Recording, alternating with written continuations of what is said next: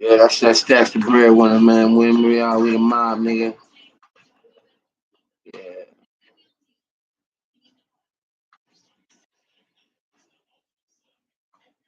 what's good? What's good? Yeah, man. This is the day I was, born into the motherfucking rules, nigga. I've been in this shit since I've been born, nigga. So, it's the day they was born into the rules, nigga.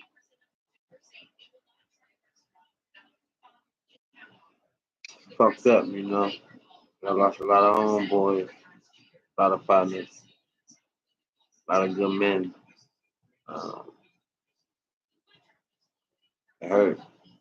Every year I turn, they ain't here, so I used to celebrate my birthday at all because I, um, I lost so many homeboys so young. As I started getting older, and they wasn't never celebrated with me. It was like, man, my kids, that was it. But then my anniversary used to be the next day after my birthday, so it was different. I made that a more of a holiday than my day because I lost so much. Then didn't lose nothing to it. So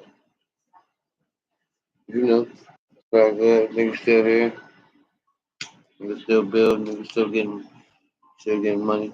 You know, niggas still living and all that. So you just gotta take it to bitter with the sweet.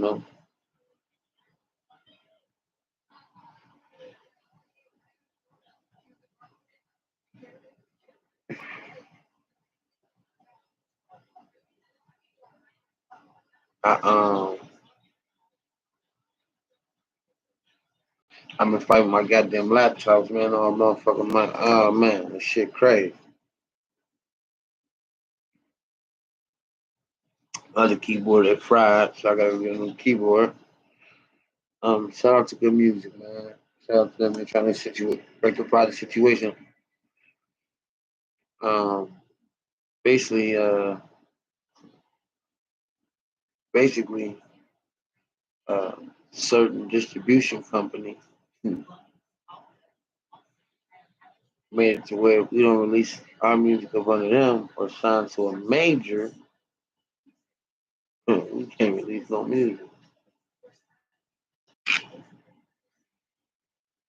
Yeah, some of that. So we were going through that little situation. But damn, it's been affecting me and my artists because they actually like blacklisted us. Persons had to say, our streaming numbers weren't right. Like we were streaming too much. Trying to thought we used somebody. I said, man, as much big as my catalog is, shit, I'm down. I ain't up, I'm down. Big as my motherfucking catalog is. Me and the guy had a good conversation for a couple of hours. They wouldn't, they won't even let us on the site. They won't let us on the site. You feel me? So, um, we even tried to go to some other companies or whatever. It ain't work. Right? So, this one particular company, accepts our shit. They accepted it that these records are out. It should have been out, but they want me to go about some my notification, so I gotta go do that. I had to go get a new license and shit today. So we'll come back and do that later on, verify. So we put this other process for them, but they accepted it. We put it into them to see. And they accepted the record. So basically true. Then I got flagged. That's why I don't want to say their names because they flagged me. Gave me a copyright strike. I get more copyright strikes from companies, man. But it ain't the type that's gonna shut my page down. They just telling me like, yo, don't be saying their names on here like that. So Yeah. That's why I've been playing a lot of our music straight over. They blocking everything. It's hard. So they blocking a lot of our new releases. So what you gonna do? You keep fighting. One thing about it is I own my masters, so I can't. There's so much they can do. It's like they're trying to control my music, trying to control what we got going on digitally, because I distribute um, physical copies myself to every artist on my label. Album is on a physical copy anyway. So, but digital copies, though, yeah, they're trying to focus on me. So, yeah. But I should, but I say about I gotta get another keyboard. I might get it here though. Have a look, I might get it on here. Um, program only digitally download them and strictly.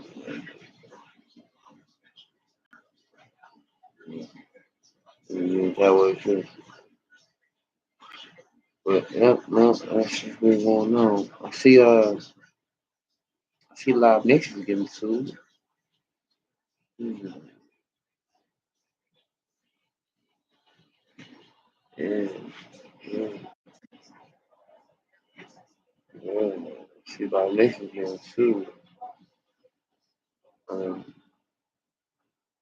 I guess for monopoly.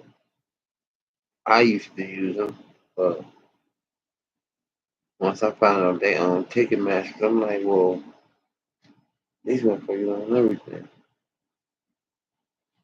and they only really promote the bigger artists though on there. As far as the events, yeah. So I deal with another company to do that. Um, Actually, I got the show tonight about 8:30. Um, play new record from Stacks on there. Play Cypress new records on there. Mountain Records is out. So tune into that, man. The link will be in the description for you to be able to get the cheeks and whatever.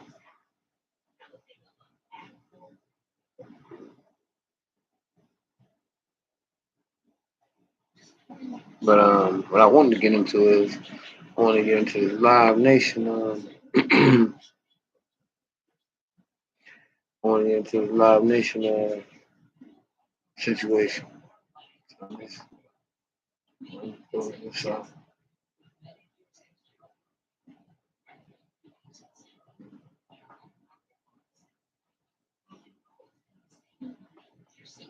oh, I had to go up on another browser too. Huh.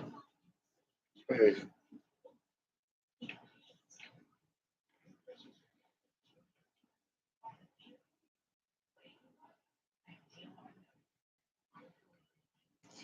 You have to do a lot of signing in, verify a lot of codes. It's crazy. But I'm about to get into it right now. They're being sued. And the funny thing about it is, um, it was Taylor Swift that got that damn thing going. Taylor fucking Swift. Taylor fucking Swift. I guess one of her shows, the tickets crashed or something, and they couldn't get her. She got a cult following too. She got a cult following too. There's a couple of these artists that got cult followings. NBA YoungBoy, he got one. Kodak Black got one. Taylor Swift got one. Um, who else? Sauce Walker got one. They got like cult followers. I didn't know Sauce Walker majority of his fan base was white. That fucked me up when I found that out. It makes sense because niggas ain't buying no music. So,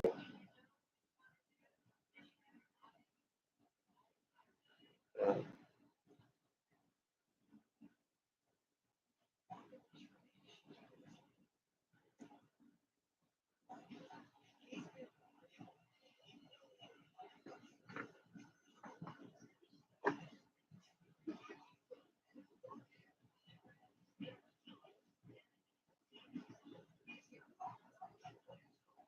here, right here.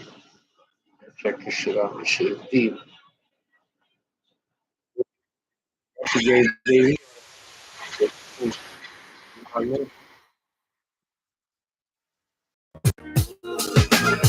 Attending a concert to watch your favorite artist perform their latest album has long been a thrilling and exciting experience for fans, one that might very well be a once-in-a-lifetime opportunity. But for others, it represents an opportunity to generate significant wealth at the expense of those very same fans. Because behind the scenes of the live entertainment industry, a select group of companies have managed to turn this once-in-a-lifetime experience into a business model based on monopoly-like business practices that fundamentally disadvantage consumers through blatant price gouging and market manipulation. And at the center of this are two companies, Live Nation and Ticketmaster, which in 2010 merged to form Live Nation Entertainment, bringing together the world's largest seller of concert tickets with the world's largest operator of concert venues. And since their merger, Live Nation and Ticketmaster have come to dominate the live entertainment industry, with the conglomerate controlling the distribution of over 115 million concert tickets throughout this year alone, and controls 9 out of every 10 major concert venues in the US. And with its unparalleled control over the market, Live Nation has since channeled its power to exert unprecedented level of influence over its industry, hand-selecting which venue gets to host the year's hottest and most in-demand events, and most importantly, under what terms. But the company's control extends beyond the artists and concert venues they manage, and into the wallets of consumers, as the company's growing control over this market has enabled them to drive up the price of concert tickets globally, with the average ticket price having nearly quadrupled since the mid-90s, growing from $28 in 1996 to $108 by 2022. And of course, that's before the company tacks on a set of deceptively vague fees for things like order and payment processing that can sometimes exceed the price of the ticket itself, and for the most in-demand events, can even get into the hundreds if not thousands of dollars. The resulting effect is record profits for Live Nation and its shareholders, which fed one of the largest pay packages ever recorded for a CEO in history, with Michael Rapino, Live Nation's CEO, being awarded a $70.6 million salary in 2017 alone. So in today's episode, we're going to take a look at how Live Nation Entertainment has managed to consolidate complete control over the live entertainment industry, not only in the primary market, where tickets are first released to the public, but also in the secondary market, where ticket scalpers can sell tickets for ridiculous markups, all of which costing fans millions of dollars. Historically, the music industry has been dominated by agents and record labels, who carefully orchestrated which songs were released and how we could listen to them, making billions of dollars by selling their artists' music and earning royalty fees from licensing deals. The concert and touring business, however, where musicians would tour the world to play their music in front of packed stadiums, was historically seen as a money-losing business, and was only justified by record executives as a way to promote new albums to boost record sales, but more importantly, as a way to pay artists, since the bulk of revenue generated from record sales went straight to the record labels, instead of actually being paid out to the musicians themselves. But the rise of music piracy and the general increase in popularity of music streaming among consumers caused record sales to take a nosedive and brought about the near collapse of the record industry. As a result, record executives panicked and had to scramble to find new sources of revenue in order to make up for their declining profits. Live Nation, which at the time was still a separate company from Ticketmaster, saw this moment of chaos as an opportunity. Back then, Live Nation operated primarily in the concert promotion business, a role which, similar to the concert and touring business, was perceived as a boring and unsexy segment of the market by record executives. Historically, promoters acted as a sort of middleman, trying to convince artists to go on tour and find venues that would agree to host them. And as is common for most middlemen, margins were slim for Live Nation, particularly in a cost-intensive business like the concert industry, where the majority of a concert's revenue from ticket sales is needed to pay musicians and the venue that hosts the concert. However, the panic brought about by the fall in record sales provided Live Nation with a rare opportunity to break out of this low-margin business. Because as record labels' ability to control music distribution slowed, their value proposition to the musicians signed to their labels diminished significantly. Live Nation recognized that the concert business was likely to be a significant driver for the music industry's revenue going forward and saw this moment as its opportunity to strike and began buying up record labels in the portfolio of artists they managed. And at the same time, the company began buying up stakes in stadiums and signing exclusive promotion deals with other concert venues, mandating that they use Live Nation as the sole promoter for future events. In essence, the company began vertically integrating the concert business, a process in which a company expands its operations throughout its supply chain, as opposed to outsourcing them to various third parties. However, one of the final pieces to the puzzle was ticket distribution. Up until this point, Live Nation had outsourced the process of distributing and selling of its concert tickets to Ticketmaster, using the platform to sell tickets for venues and artists that Live Nation had started managing. But as part of this expansion, Live Nation didn't want to keep relying on Ticketmaster, and instead wanted to sell their tickets themselves to have more control over their business. And seeing the sweeping control Live Nation was slowly amassing in the industry, and fearing the prospect of competing head-on with this growing behemoth, Ticketmaster instead offered to merge with Live Nation in a deal worth $2.5 billion, in effect completing Live Nation's vertical integration across the concert industry. And the impact of this deal was almost instantaneous. Seemingly overnight, Live Nation had become the most powerful company in the concert industry, wielding its power to force anyone who didn't comply with their demands into submission. From the venue's perspective, anyone who doesn't play along with Live Nation's terms risks losing the opportunity to host artists signed to the company, which has grown to include some of the world's biggest stars, like Miley Cyrus, Jay-Z, Travis Scott, and Taylor Swift. Just in 2019, the U.S. Department of Justice filed a report which alleged that Live Nation had blackmailed concert venues, telling them that their artists would stop hosting concerts at their venues unless they signed exclusive distribution deals to make Ticketmaster the sole ticket distributor for future concerts. And from the artist's perspective, anyone who doesn't agree with the fees and conditions set by Live Nation risks losing access to Live Nation's portfolio of venues, which includes some of the world's biggest and most famous stadiums that have the most capacity for fans, and as a result, generate the most amount of money for musicians' tours. Even Pearl Jam, one of the most famous rock bands in history, wasn't able to break away from Ticketmaster's grip on the industry. Because after the band refused to comply with Ticketmaster's demand to increase ticket fees beyond 10%, the band actually sued Ticketmaster, only to later withdraw their suit after struggling to find any venues that would agree to host their concerts, with the band ultimately signing an exclusive distribution agreement with Ticketmaster for future events. And so with both the musicians and concert venues in the palm of their hands, Live Nation has positioned itself to extract maximum value from its concerts, something which is best demonstrated by the way the company handles the sale of its tickets. One of the unique aspects of the concert industry is that the product it offers to customers is an experience, rather than a typical good or service. It happens at a specific time and a specific place, and musicians only go on tour every couple of years. So for those die-hard fans out there, getting the chance to see their favorite artist live in concert can very well represent a once-in-a-lifetime opportunity that they just can't miss out on. So much like a JPEG of a monkey, the value of a concert ticket is entirely dependent on whatever fans are willing to pay for them.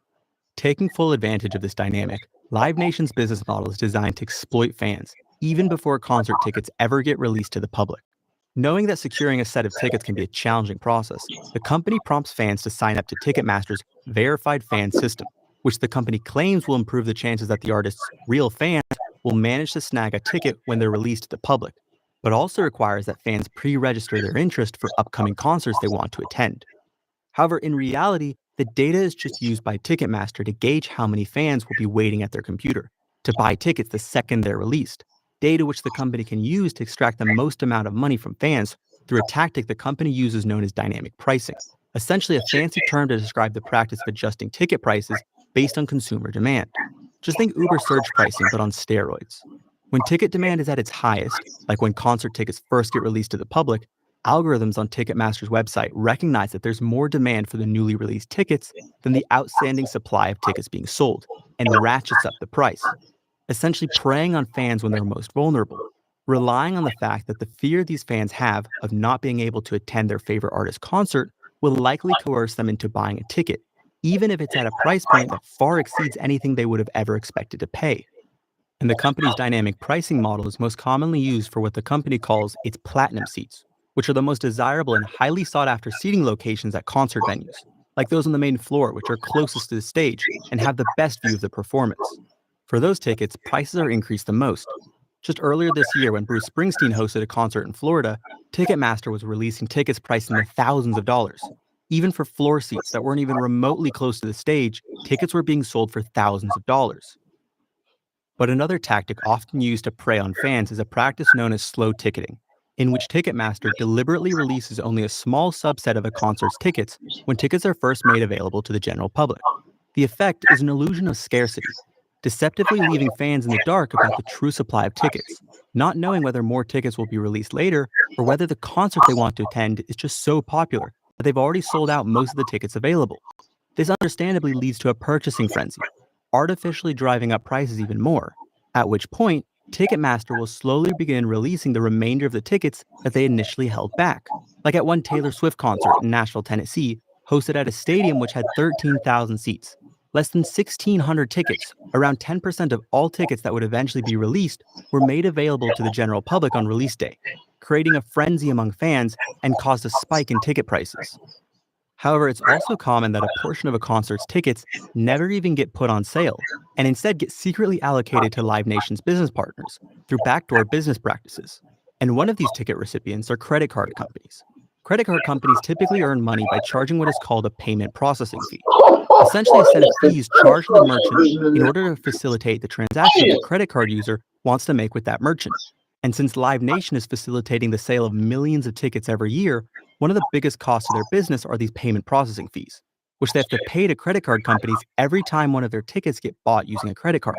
So to reduce these costs, Live Nation cunningly entered into agreements with many of these financial institutions to reduce the payment processing fees charged to Live Nation in return for giving these credit card companies a free batch of tickets. The credit card company then turns around and gives these tickets to some of their most loyal customers, something that many of these credit card companies proudly advertise to their customers as a benefit of being an owner of one of their credit cards. American Express, for example, promotes the ability that its cardholders have to access tickets before they're sold to the general public directly on their website. The problem with this, however, is that in order to get access to these benefits, you've got to have an American Express card. Cards which can cost hundreds of dollars and sometimes even thousands of dollars in annual fees. Fees that can only be justified if you're part of the wealthiest segment of the population. The resulting effect is that these extremely wealthy people end up getting highly sought after tickets. Tickets that they could easily buy from Ticketmaster for full price, effectively crowding out people who can't afford to own one of these really exclusive credit cards, and as a result, reduce the supply of tickets that are left over for less wealthy fans. But of course, we can't talk about the ticketing industry without talking about the secondary market. Because despite all the efforts Live Nation and Ticketmaster put into maximizing the price they charge for the few tickets they do release to the general public, there's still thousands of fans who are left unable to secure any concert tickets. And much of that is due to ticket scalpers. Now, scalpers are hardly a new phenomenon, typically popping up in most markets where demand for something outweighs supply. However, with the advent of technology, their impact has only been magnified. Because by using what are known as ticket bots, ticket scalpers are able to automate the ticket buying process using software and are able to secure tickets far faster than a human can. So fast, in fact, that by the time your average fan hits add to cart and reaches for their wallet, most of the tickets that Ticketmaster releases have already been scooped up by thousands of fake accounts operated by these ticket scalpers. And these scalpers, armed with their ticket bots, have become so successful at scooping up what little tickets are released to the general public that more than 60% of the tickets that get put on sale by Ticketmaster get bought up by scalpers. For example, back in 2015, when the rock band U2 released tickets to its tour across North America, a team of 2 ticket scalpers managed to secure more than 15,000 tickets across 20 different stops on the band's tour. In turn, ticket scalpers like these, who have no actual interest in attending the concert they bought tickets for, list their tickets on the secondary market, on sites like SeatGeek and StubHub, where fans who were unable to purchase them in the primary market, most often due to the ticket scalper themselves, have to turn to in order to secure their tickets. But not without paying a hefty markup fee to the scalpers, with the average ticket listed on the secondary market being priced around 50% more than the already inflated prices that Ticketmaster initially listed them for. But of course, that's only the average.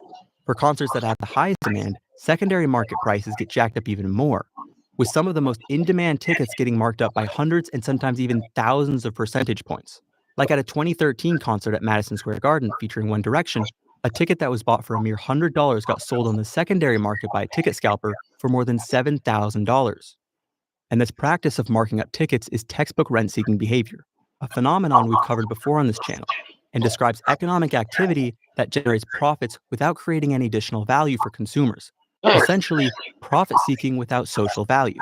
Many of these ticket scalpers have gotten so sophisticated at extracting value from fans that they sell what the industry calls speculative tickets, meaning they sell tickets that they don't actually have in their possession yet, but expect to be able to purchase using their ticket bots after locking in a buyer, something which is surprisingly similar to the practice of selling financial derivatives on Wall Street and effectively allows the ticket scalper to buy concert tickets in the primary market using financial leverage, knowing that they already have a buyer lined up once they secure the ticket. And these ticket scalpers and the secondary market they support has become a significant concern to Live Nation and Ticketmaster. But not because the company has suddenly grown a conscience for the fans' wallet, but instead because the markups that they're able to charge on the secondary market is seen as a source of lost revenue to the company. Despite their vertically integrated business model and the financial benefits it brings to the company's shareholders in the form of inflated ticket prices, Live Nation has to tread a very careful line because they have exposure to the one thing ticket scalpers don't, which is the actual performers who put on the concert. And keeping those artists that they manage happy is crucial because it's what keeps them performing and generating concert revenue for Live Nation, something which is often quite challenging since the interest of Live Nation and the interest of their musicians aren't always the same. Because from Live Nation's perspective, they're acutely aware of the fact that despite their use of dynamic pricing and holding back tickets, they're still underpricing their tickets on the primary market relative to what they could get if they sold a portion of their tickets on the secondary market. The musicians, however, would never allow this because they don't want to be seen as ripping off the very fans who support them and help them achieve their success, at least not any more than what Ticketmaster is already doing to them. So unlike the ticket scalpers who are able to extract the maximum amount of money from fans, the dependence that Live Nation's business model has on keeping its artists happy limits the full extent to which they can maximize their profits. Instead, Live Nation has been going on a public crusade of sorts, trying to rid the live entertainment industry of ticket scalpers, going so far as to file a series of lawsuits against ticket brokers in hopes that they can position themselves as the good guys in the eyes of the public, innocent.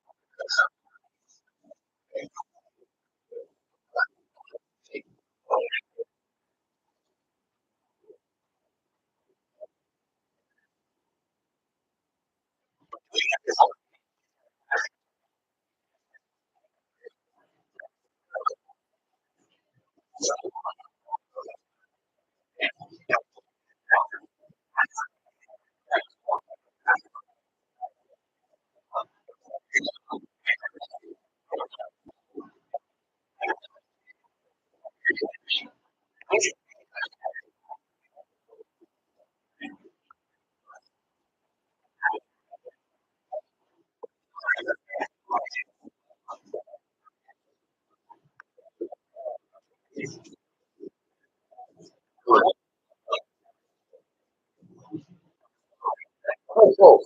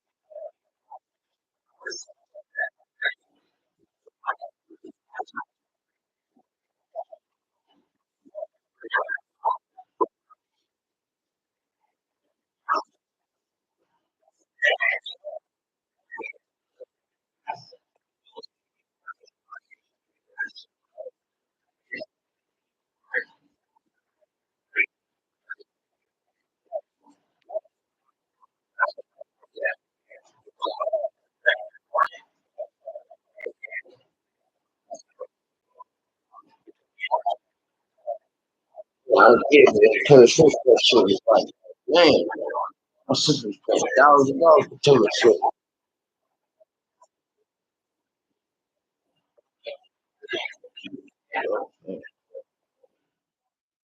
Mm.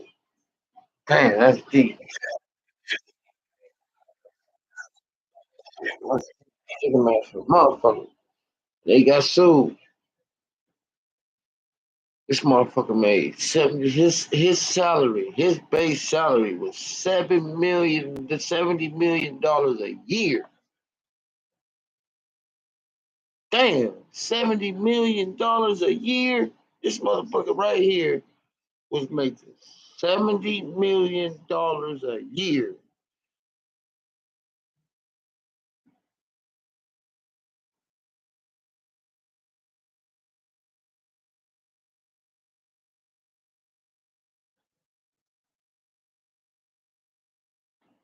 Let me see what this nigga got to say.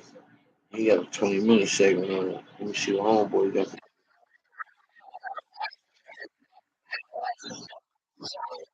Yeah, this is.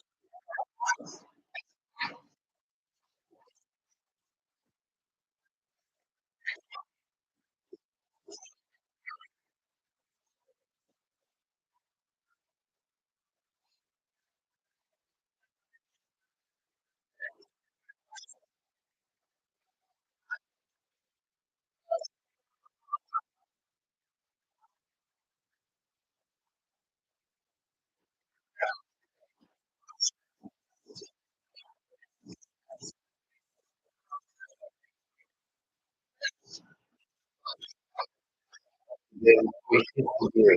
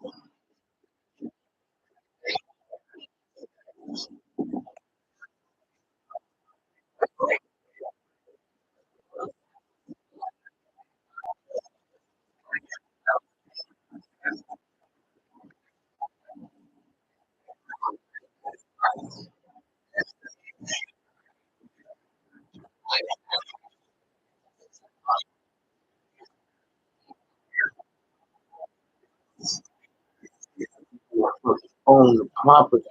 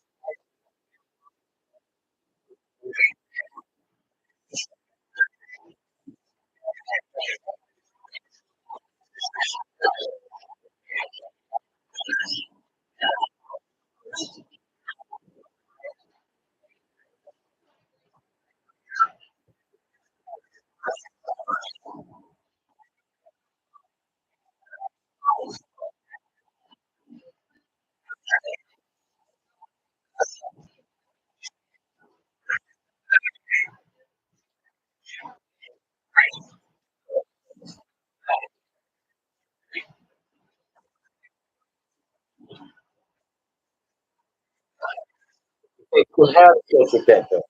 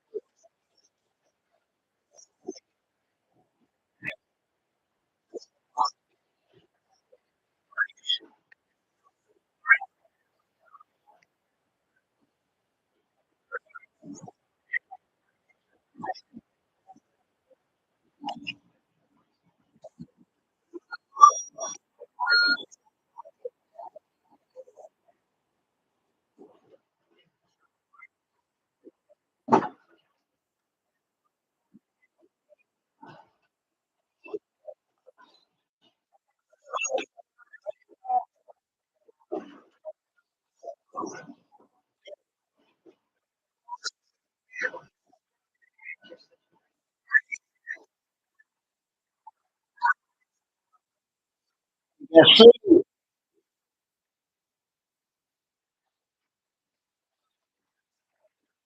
The lawsuit.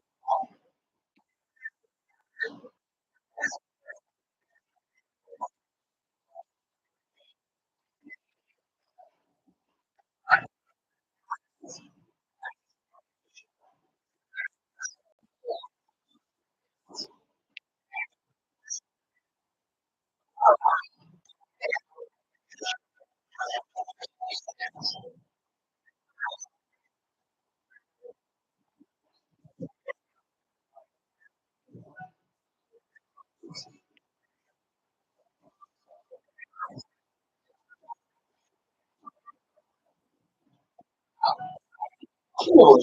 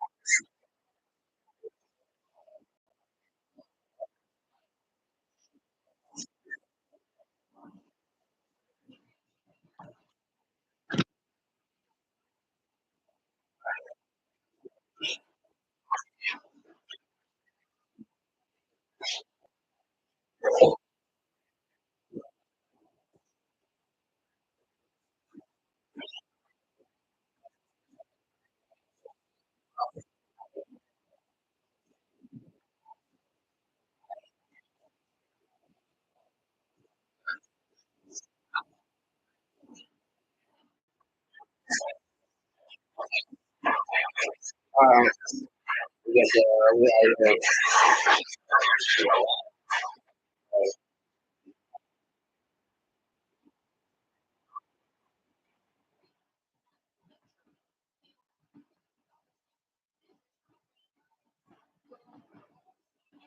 So yeah, as you see, Live Nation is dominating, man.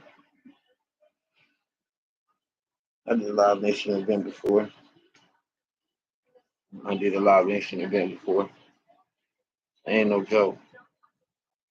I did ministry with them before. And that's what made me start promoting my own shows. I could do a ministry with them one time. I said, fuck this. I ain't never doing this again. Fuck this.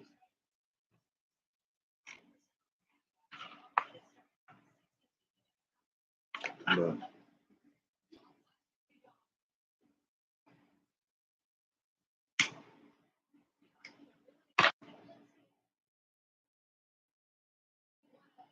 yeah, man, it was cool though. Cool though. I got something else I was gonna do yesterday before I get out of here. Um, I'm streaming a few times today. What's that? I said I'm using a whole nother browser. No more.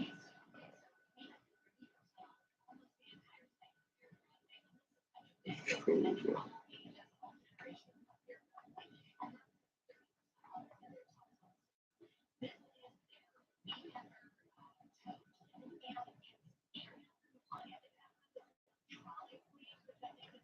Money can't. Money can't. I don't know, man. They gonna make it. I ain't watching that, man. It's a stunt.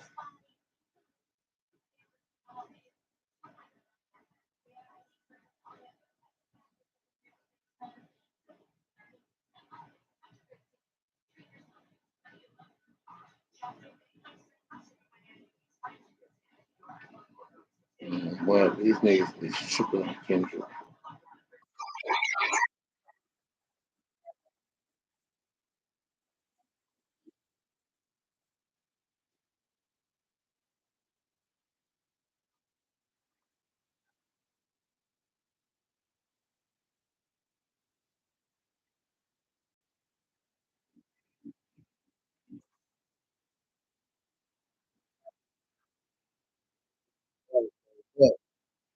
So all this property in California. Why ain't they covering that? This, you talking about nigga moving? This nigga Drake sold all his property in California, all of it, sold it all, got the fuck out of there, and got out of there. Once he seen that, once he seen the game bangers doing that shit in the hood, he like, yeah, I'm through. I shouldn't have did this. This little nigga is something I thought was different. I tried to Kendrick just been trying to be cool. That motherfucker, man, listen. I told him when it started, I said, that's the wrong move. He don't understand the culture that boy got. He got a cold fan base too. For real. Don't get Kendrick fucked up. He out here out selling out shit too. One, then for two, he around them niggas. Yeah, they say that.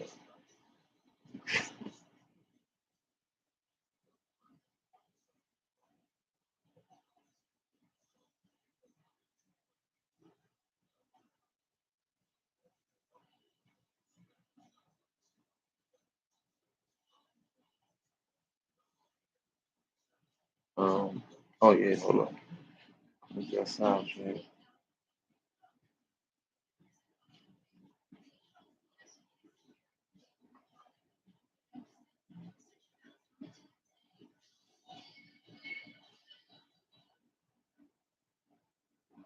Let me see.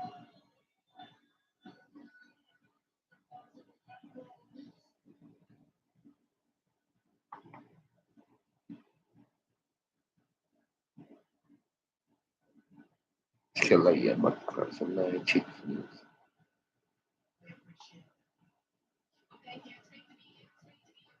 I don't know what that drink is. Can't be drinking, but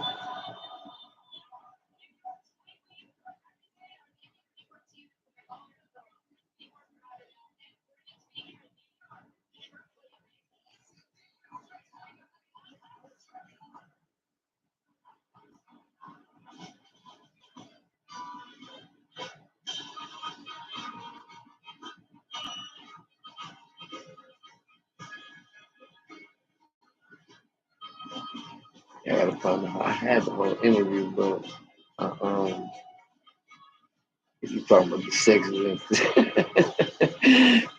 that's his brand.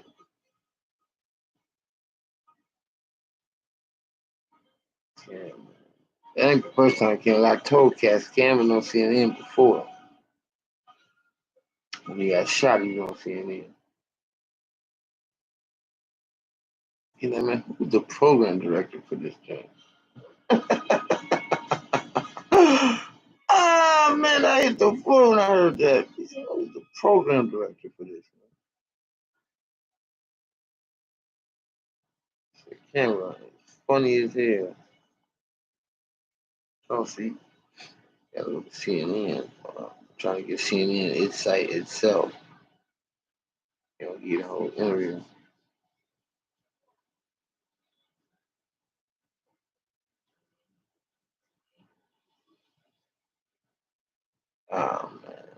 Man. They swear but now probably has something to do with that girl.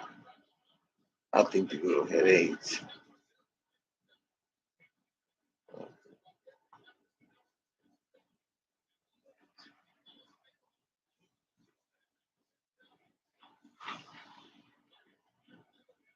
Yeah.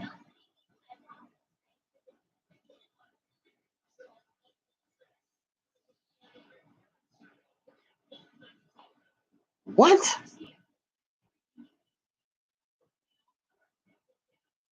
You gotta be kidding me. He can't. He got another lawsuit. Nah. This.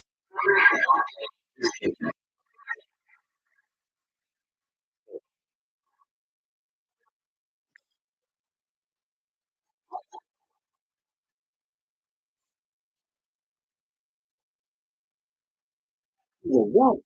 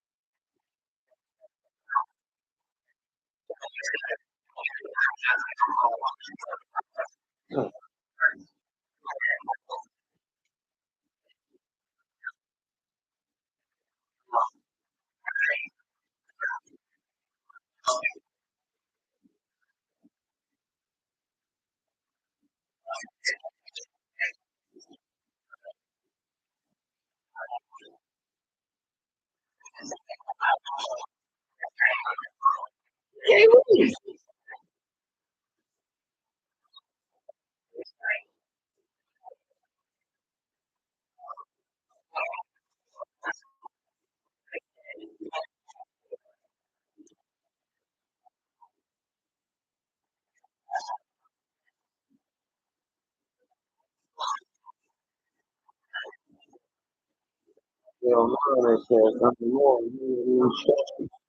But why wouldn't be there though?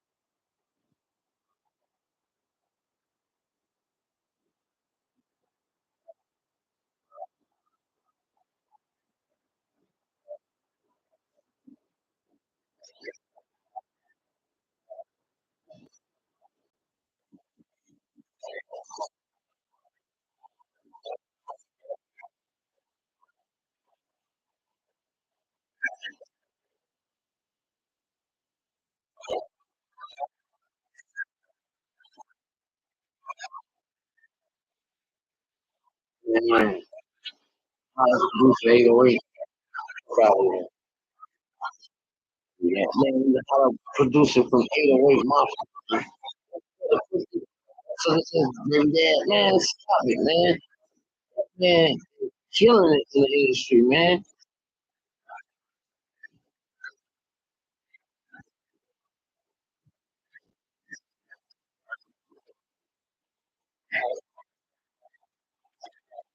But Chris Rock's a comedian. Yeah.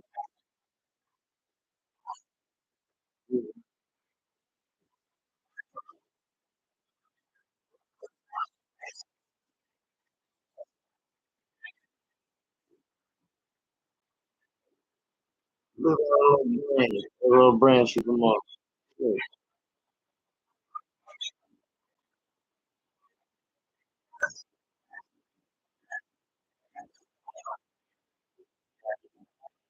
Andy, where your two cars at? Oh yeah, I forgot that. Yeah, probably they can sue for this right. Damn, what's the show? You got crowns on their teeth.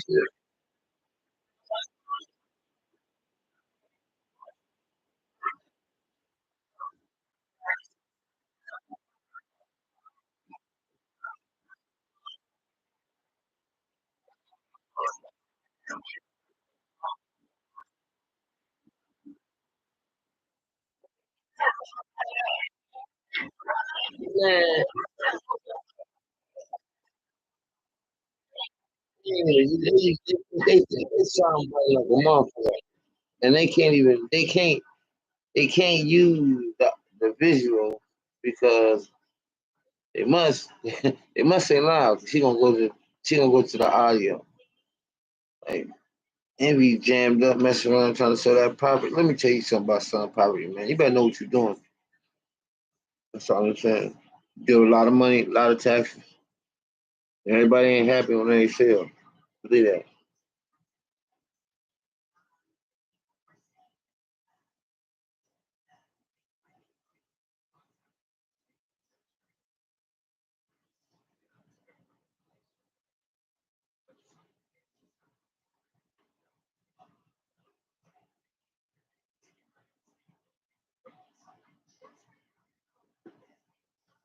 That's crazy. That's crazy. Kathy being and be on so early.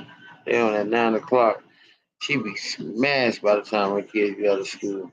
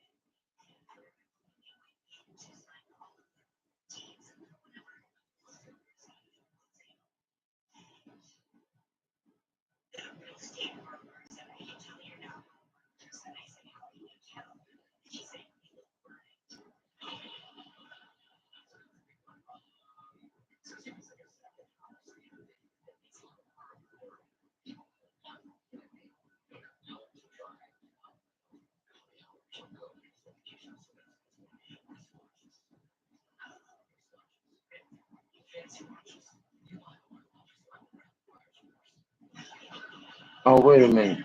That's her husband.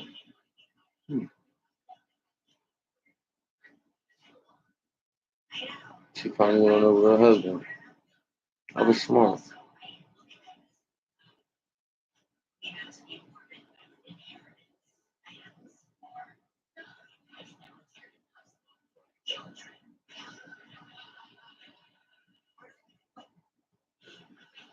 Well,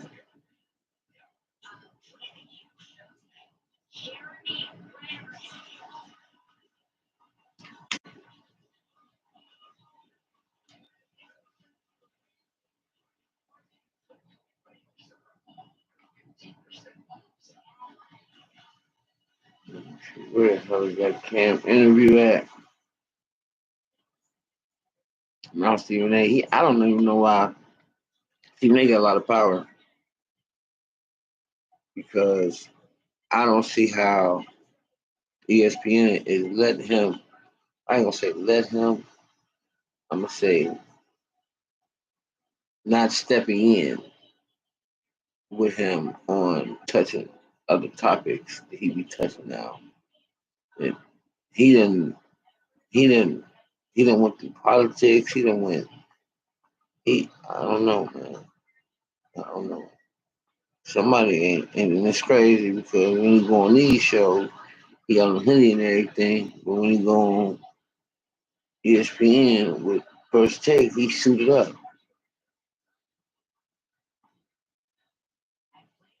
But when he's on the other one, he hoodies and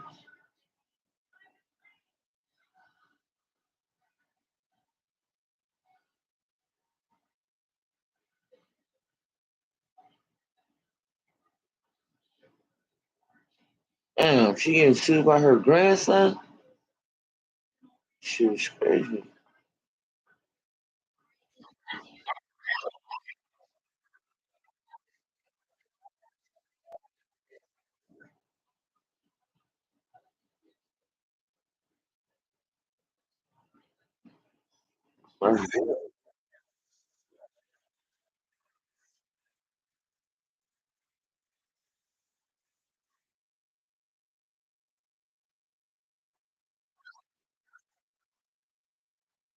Court. I do think it's important that we all know about it. At issue, money. BG doesn't want Catherine to use part of his dad's billion-dollar fortune in her appeal of another legal fight they both lost. That lawsuit is sealed, so it's unclear if the dispute was over Michael's music catalog, but the estate did just sell about half of it to Sony for $600 million. Catherine reportedly gets 7 figures a year from her son's trust, and this isn't the first time the matriarchs had some family friction. I'm here today to let everybody know that I'm fine. In 2012, she addressed rumors she'd been kidnapped by some of her own children. My children would never do a thing like that, hold me against my will. It's very stupid. Catherine later sued her nephew turned driver, Trent Lamar Jackson, for trying to, quote, control her every move. Trent. Yes, ma'am. More legal news. Kathy Griffin's been trying to divorce her ex for nearly 3 months and can't. Why? Apparently no one can find him. Randy Vick and Kathy Griffin. The two wed in 2020 with Lily Tomlin officiating the I do's. Randy helped Kathy through her lung cancer battle and sobriety struggle. This is the longest relationship for both of us, and we've never been happier. But back in December, the couple split. She asked him to move out and has since tried to serve Randy divorce docs, but can't locate him. The 63-year-old even hired a private investigator, but, quote, this too has been unsuccessful. A hearing is set for Wednesday where Kathy could seek a default judgment. Her marketing exec X seems to be active on social media. Today, he posted his March Madness brackets are correct. See you later.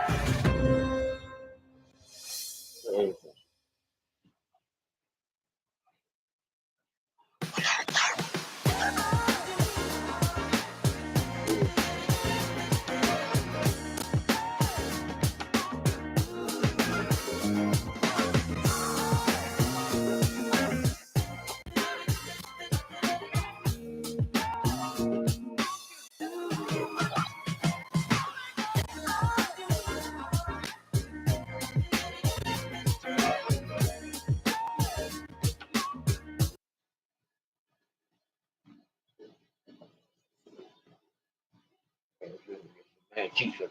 Hold on, man. I got to find this interview, man. I know that I was in the middle of watching it the other day, and I had to go. I said I will come back and catch it whole joint. Now I'm sitting there interviewing this shit.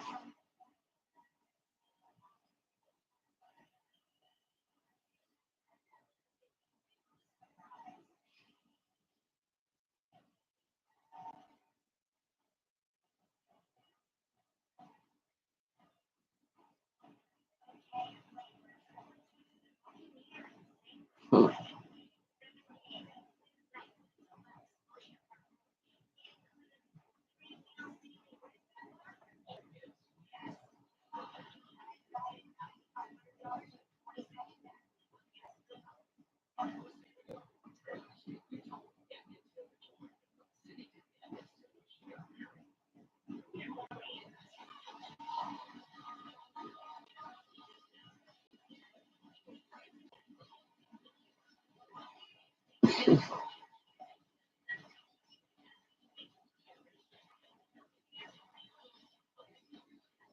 I guess I gotta hit it. Shout out AUC, and you know what they mean, right? Just read about it, Dexter. Can you tell us a little bit more about that? I mean, is there something known in the industry about how Diddy treated his artists?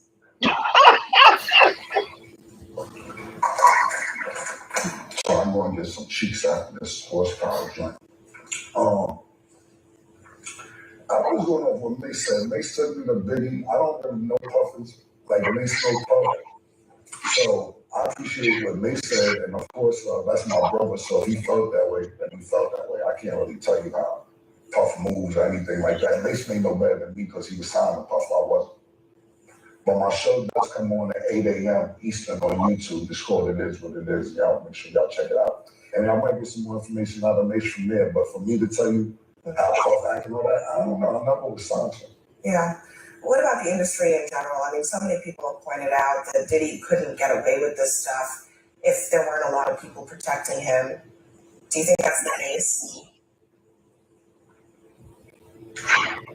Like, you think I'd be sitting around watching what Diddy doing and all this? I didn't know this was a Diddy joint y'all invited me to. Y'all, who booked me for this joint? All right. I'll be sitting around watching Diddy and all that. Yeah, thanks for joining us. Thank you for your time tonight. Thank you for having me. And thank you for watching Newsnight. Laura Coates Live starts right now. Hey everyone, it's Mojax here from DJ City. The idea of this video is to take you through our new hell of a thing. The big homie, Cameron, somebody scheduled him to be on CNN, and Cam was like, yo, who scheduled me for this? Because it looked like he was trying to engage in a different type of interview. With millions watching and many people benefiting from this program called Indisputable, we just need 1% of the viewers to become a paid member so we can continue to bring this content to you. Now back to the show. Here it is.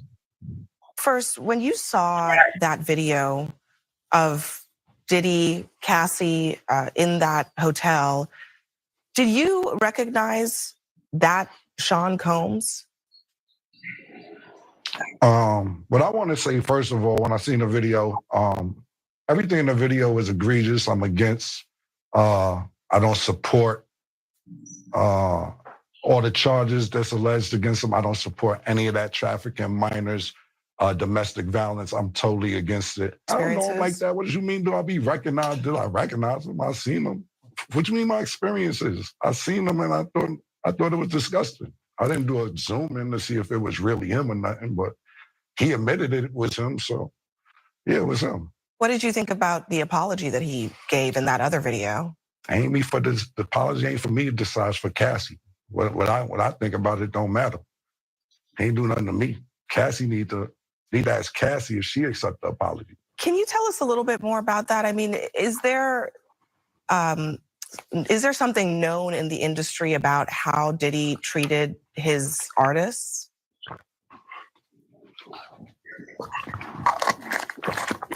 So I'm going to get some cheeks after this horsepower joint. The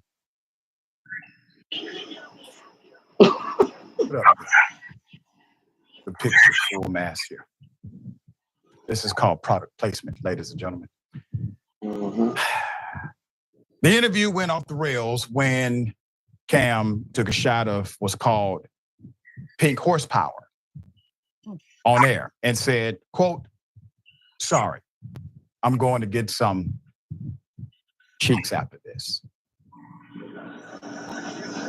If you didn't know, pink horsepower is a natural supplement designed to empower men's sexual intimacy. I believe Cam got paid more than what Giuliani got paid for that dumbass coffee commercial to product place. Cam would react to the controversy following the interview. Here's Cam giving his side of it.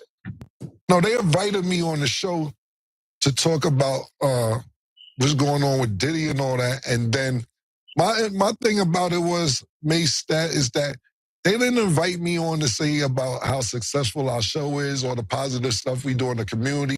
We do all these positive things, and you call me on CNN for I'm going to give you the... That's just what's going to happen. I said what I said. I gave a disclaimer at the beginning, and we got on the commercial. That was that. So that's how that went yesterday, man. I don't know why they didn't watch 60 Minutes. They didn't watch Bill O'Reilly. This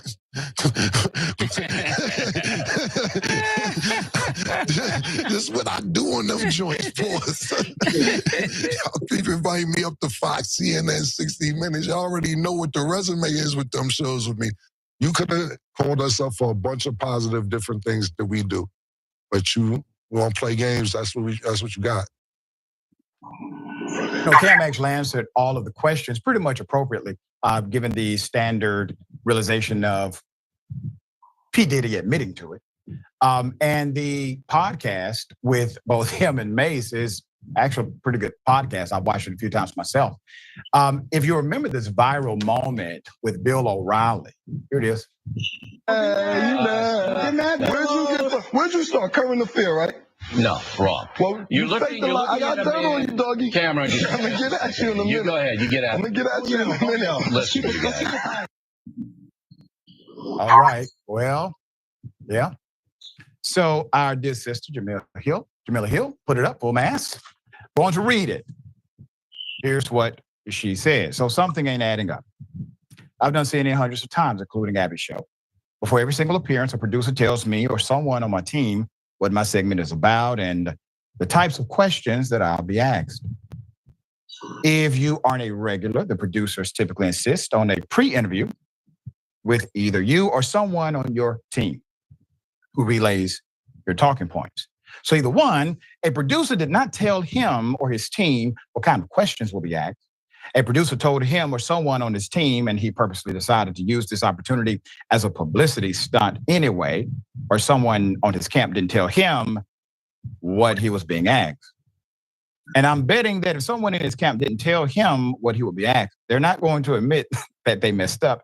Also, if a producer not being on the job led to this, today is going to be a tough day for that person. And she's referring to when Cam said, yo, who booked this? Because the questions seem to focus or hyper-focus on one element and not the other things. And I will say that Cam and Mace, they do a significant amount in the community, and they utilize their program to talk about things that are lighthearted, but also some things that are very serious in the culture that we have current. Tiffany Walden, all right, let's put it up. Tiffany is the editor-in-chief of Chicago-based publication, The Tribe, said, I know there's a lot to unpack with Cameron on CNN, but something journalists should take away from this too is you have to build relationships with people and communities outside of the moments you need a quote about some bad stuff. This is why journalism is struggling. I concur 100%. And so you do not foster any type of relationship with Cam or anyone else in the industry per se, and only call one of the industry insiders when there's a debacle, when there's chaos, rather than to talk about some of the other elements that are positive. And that was the position of Cam. and Mace. All right, Sharon, thoughts here. Yeah, he wouldn't have played me that way. And thank you for educating us. I thought it was scissor. But look, the real clowns here are CNN, as you pointed out, Doc, and that's my word for it, because you are this international news organization and you cannot vet a guest and set it up properly. So I think a Karen booked it. And I think that Jamel Hill and the others are correct that you don't have any relationship with hip hop. But I'm still waiting for CNN and the others to interview the powerful white men who are behind most of the labels still today and the acts and are dictating here about what Diddy did and what he claimed he didn't. I think that would be fitting. Abby Phillips, who I love also, I'll leave it with this, Doc, because I love that she finally got the shot in prime time. Yeah. I would have ended that interview immediately. Why do you continue to ask these questions? Just go to break. Yeah, Just and go to you break. know, Sharon, a producer was in her ear. Ask another question. This is great. No, it wasn't. Wow. All right, and I concur. Let's go ahead and bring the real insiders on CNN to talk about the industry itself. It's a forgotten game of winners.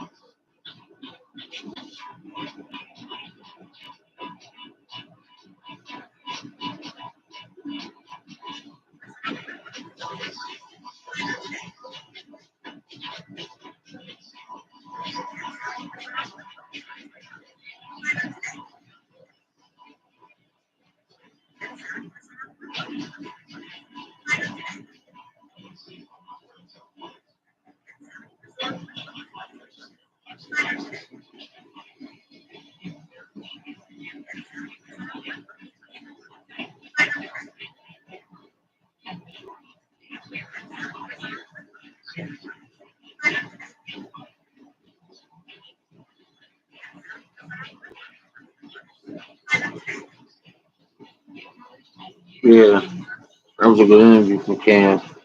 Cam been doing that. One of the first time Cam been on CNN. And so the Cam and Mace, they're doing their thing over there.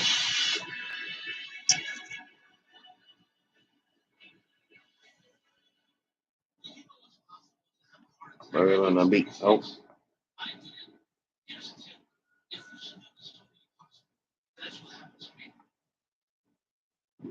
We're giving on church tours.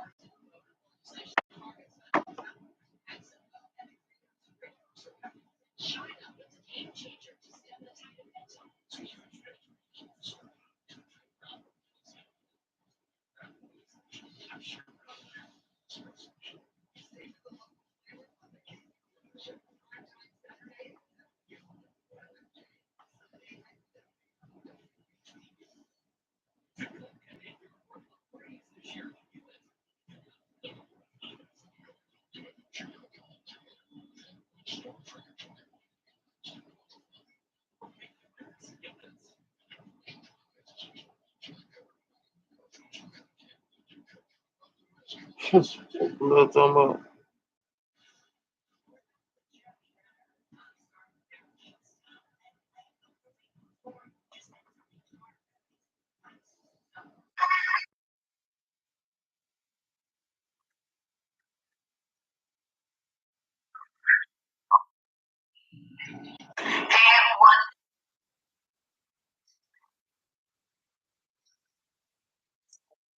We ain't about to get into it.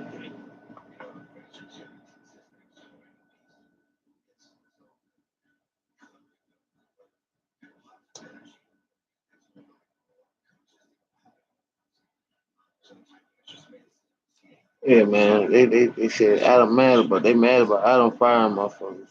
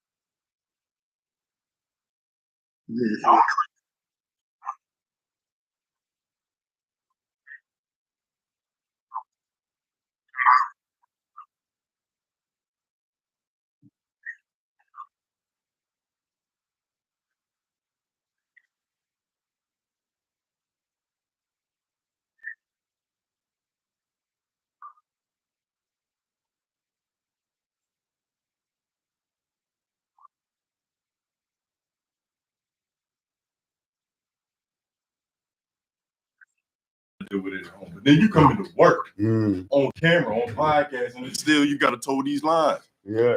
And then we really gotta walk them lines though. Like I say some shit I gotta deal with out there for you real. gotta watch your own clips.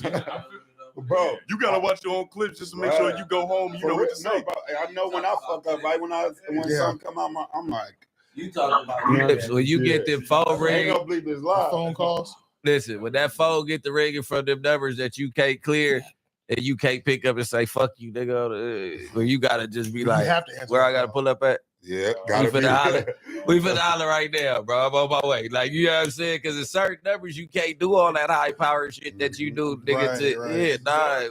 But if people tap in, it's like, hey, or for the pull up shit. We'll figure it out because you already know whatever the hell you going through, nigga. Obviously, if he tapping in, nigga, it's time to play ball. Like, you know what I mean? You got to go ahead and stand up what you're standing up. So you ever get the feeling like you have to either choose. It's like game banging. It's not gonna make you the best podcaster. Nah, because it's gonna, you know what I mean. It doesn't boost your podcast career. It boosts your rap career though. We definitely.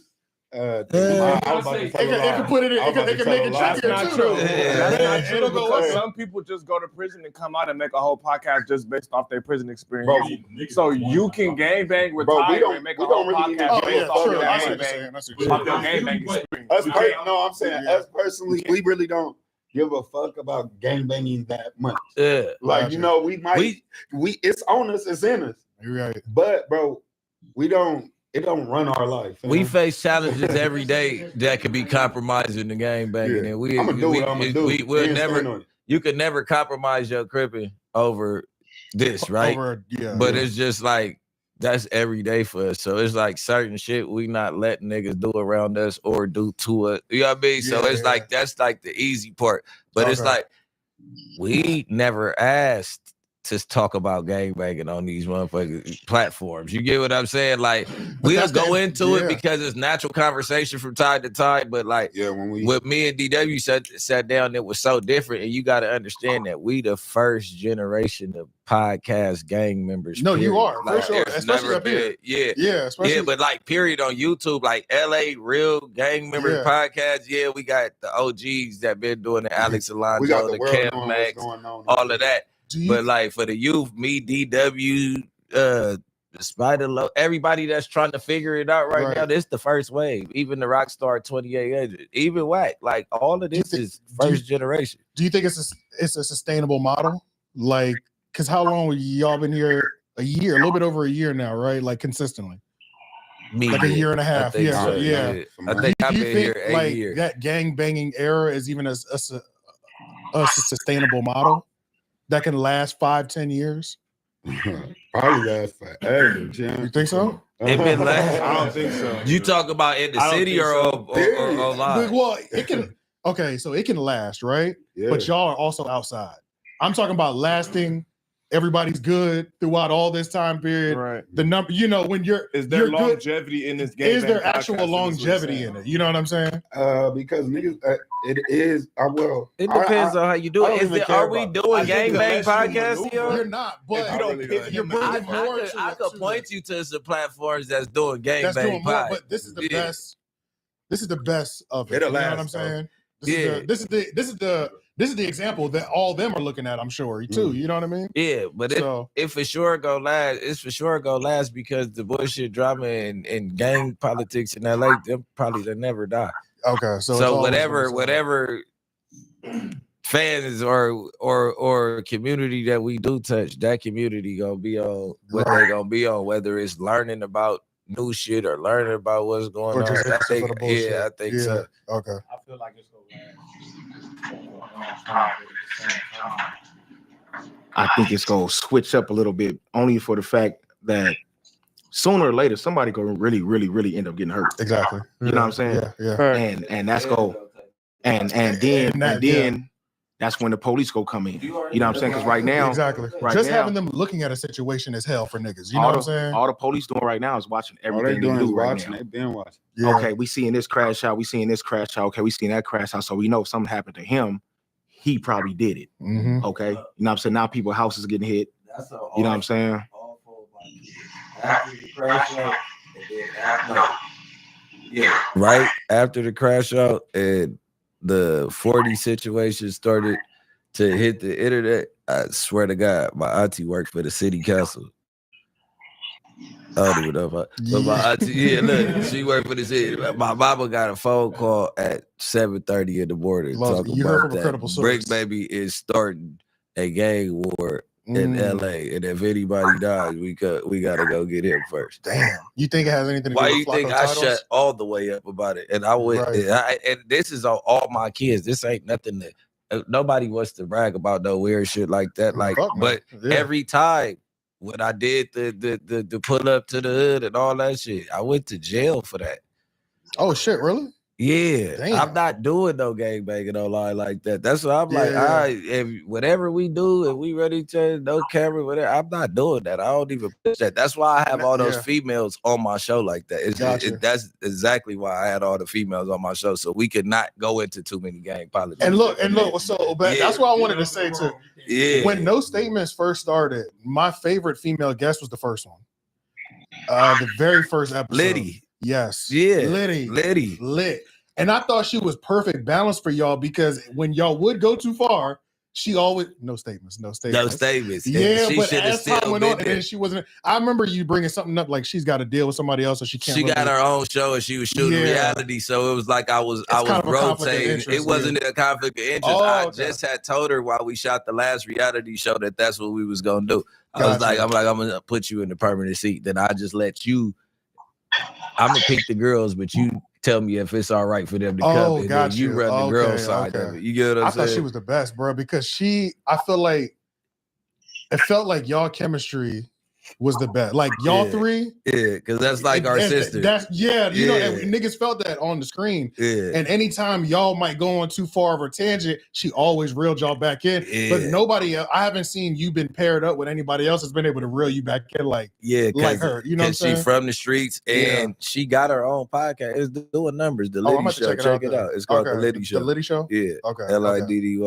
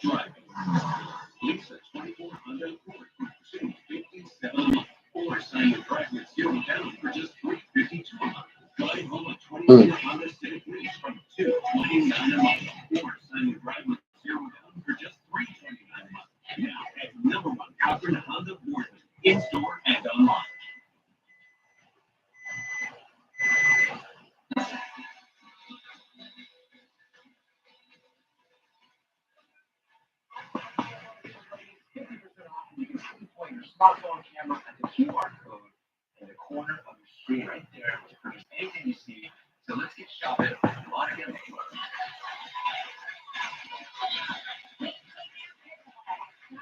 But everybody has. And we're going to do a whole bunch of brackets that are all going to pick up the best summer. Okay. Hardwood great brands. The first one is Rev. These are our pickleball paddles. You guys have played pickleball, right? Yeah. Super fun. These paddles are awesome. They're actually approved by the official USA Pickleball Association, so you can use them in tournaments. Wow. Yeah, you don't have to take this lightly and become a pro. Yeah. So we have 3 different types here, all the way from like a very pro type, where we're going to use that one there, and then actually these are the finals here, all the way down to beginners as well. And our price today, 50% off, really great deal. Yeah.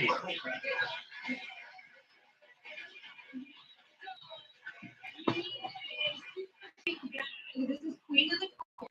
These bags are so great, and they're also functional. They have pockets for water bottles, right?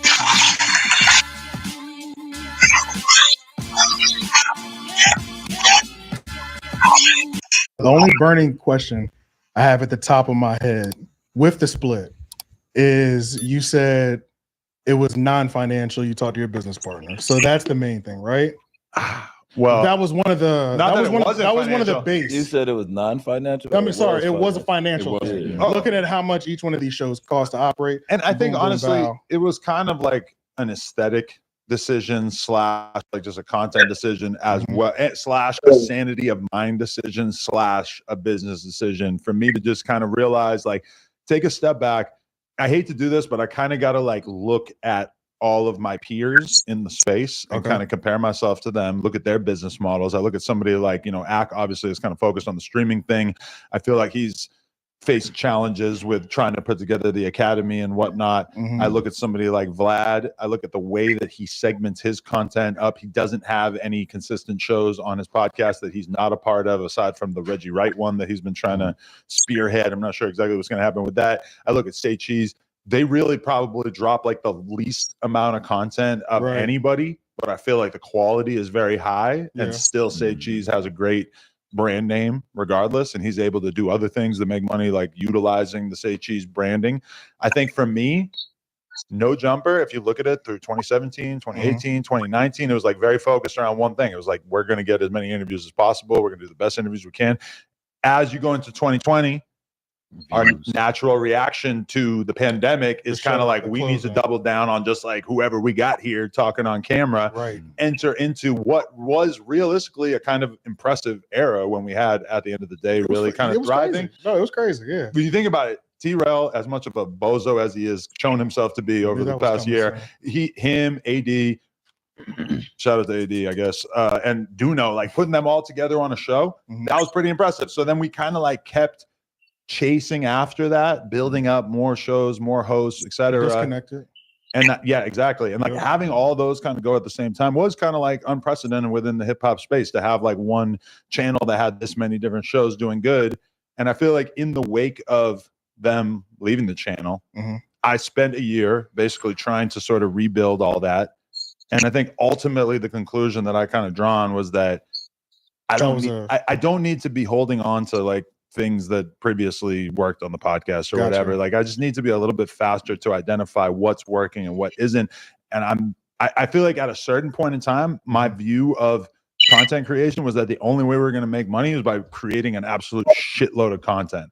that's not really necessarily the case at this point. And in fact, I even felt like we were kind of losing money on certain things. So what I really wanted to do this week was just do like a full reset, simplify No Jumper down to like the simplest parts that actually work. Right. And obviously there's been I actually feel like almost everybody I spoke to on the phone took it very well and was very cool about it. Rick Baby, Lush, Almighty, Flacco, etc. Yeah. I called DW Flame. I understand that he was saying that I did not call him today on the news. That is not true. Did I double down on that? What? I doubled down on that. I didn't watch any of the clips. I'm just like reading Reddit titles to base my knowledge that you called. So I was just like, did he call you or not? Because I did call him. You know, I wanted to have that conversation with DW. He's been around here like the shortest period of time. I understand that he's kind of like acting as if I didn't call him, which is not true. I tried to call him. He didn't pick up. But either way, yeah, that's kind of what led me to this decision that I understand is going to be kind of controversial for people. But like that's another thing that I want to acknowledge is that like No Jumper has like a certain percentage of people who are just paying attention to it for the bullshit. 100%. The news, as well as like some of those sort of random nightly shows, produced a lot of bullshit, a lot of like drama, a lot of stuff that, like you made the point, Damn Homie versus Sharp is a whole thing. Like the fucking Reddit was obsessed with it. That's a mini storyline. Doesn't really do a lot for the brand as a whole when that doesn't travel outside of the No Jumper universe, right? Every time I talk to people about Taylor brands, they ask, why should I get an LLC through a third party? Can't I do it just all by myself? Of course, the company wants to make a profit, but that's the beauty about Taylor brands. They're transparent about the fact that starting a business costs money. There's no getting away with it. They're not keeping it a secret that you can handle some of those services on your own. But Taylor Brands is not about that. Their guided platform will create a personal business plan for you. If you feel stuck, you have real people you can talk to via their live consultations. It makes Taylor Brands the only business builder. Everything you need is just in one place. Using Taylor Brands, you can form your LLC, take care of your business licenses and permits, set up your business insurance, open a business bank account, brand your business automatically with easy-to-use tools. Taylor Brands is all about giving you the info and choices to make smart calls. It's your journey, and you call the shots on what your business really needs. I mean, only you know what your business really needs. So head to Taylor Brands and build your business today. And then you pick your styles, your colors, really fun. Your price looks good for an entire year. Supercharge your business with the all-new Shopify Point of Sale, the all-in-one POS solution built on the world's most powerful commerce platform. Whether you have one location or 1,000, Shopify Point of Sale can help you elevate your e-commerce strategy, streamline operations, and increase sales. So get your business ready for the future of retail today and switch to Shopify Point of Sale. Sign up for a free trial today. Wow, that's great. And now, what do you want? We have the nation's best warranty. It covers Church, you break all these people on the platform to exploit all of us, church, and then you don't want us to respond, church. But we respond, we're in the wrong, church. Yo, but you see him, he's trying to make a name for himself because last time he showed up, he had words for the mustard man. He was telling him that he was sassy and shit. You know, well, just trying to come to LA, catch a body, and just dip. I mean, I think that like the conversation earlier with Sharp really didn't even need to be, there didn't need to be any emphasis on the fact that he was trying to belittle him, because I don't think that was your intention. I think what you were trying to say is there's various barometers of virality. Right. Now, really what viral means is it transcends the initial platform. And not only when I say platform, I don't mean the universe that exists in, but the actual uploader. Like it gets uploaded by, it's all over TikTok. It's on different channels. It's on different like tweets. This one has 500,000. This one has 1.2. That is virality. You know what I mean? Like hence in the very definition of the word right there. Yeah. So it is. This is tickling your fancy right now. Go ahead. What do you mean tickling? Because I say nay, church. It's a nay for me, church. Are you getting back to? It's get back game season. Okay. Yeah. Oh wait, you would Sharp have a thing going on? That's the thing. Look, Sharp's been getting a raw deal lately. I feel like a lot of people are on Sharp's helmet. I'm empathetic towards that because I've experienced the highs and lows of the No Jumper fan base. I think that he has a lot more, mental fortitude than I did at that point when I was kind of in the. But you're different though. You're different in the way that you got when you hit your highs in the No Jumper universe. it was for a different reason. Yeah, correct. They So it was clowning easy- them about a picture and shit. So it was Hey. easier for you to come back. You know what I'm saying? But if you just like amping on bitches, that's a little different where it's like it just might get played out. Well, to an extent, like if we're talking about the actual content, that's a different conversation. But That's a conversation. I was having both conversations. right, and I did hear that as well. Yeah. But that's ultimately subjective opinion. It is 100%. Whether you're right or wrong, there is no, whether I agree or don't. There's some metrics you can go. There are by. some metrics. Don't start trying to put parameters on it now. But Keep going on back to going with how it was at first. What my whole point is, though, is that the last thing I want to do is throw additional shots and try to cut somebody down when they're already getting roasted. Like there's like that doesn't gain me, especially when we all ultimately changes as they may occur, pushing the same line. It's always We highs. still all It's always push- highs on Yeah, lows. we do. And when I was Pushing making the those same phone line. calls, Sharp had an extremely understanding and positive reaction to it because he's somebody who in very recent memory had, embarrassing him / like dragging his name through the mud turned into content day after day for a week or two there with the damn homie situation, to the point where people ask me like, is damn homie gonna be back on the news? I'm like, I don't think it makes sense for me to be just like bringing in chicks to antagonize somebody Unless who's been you're rocking feeding with the me for all novella, these you know years. what I Like, mean? and that just doesn't really like benefit us that much. What are we gonna do? Another round of that? We're gonna have her and Sharp yell at each other on the fucking show again for another episode of the news? Like, that's just not really.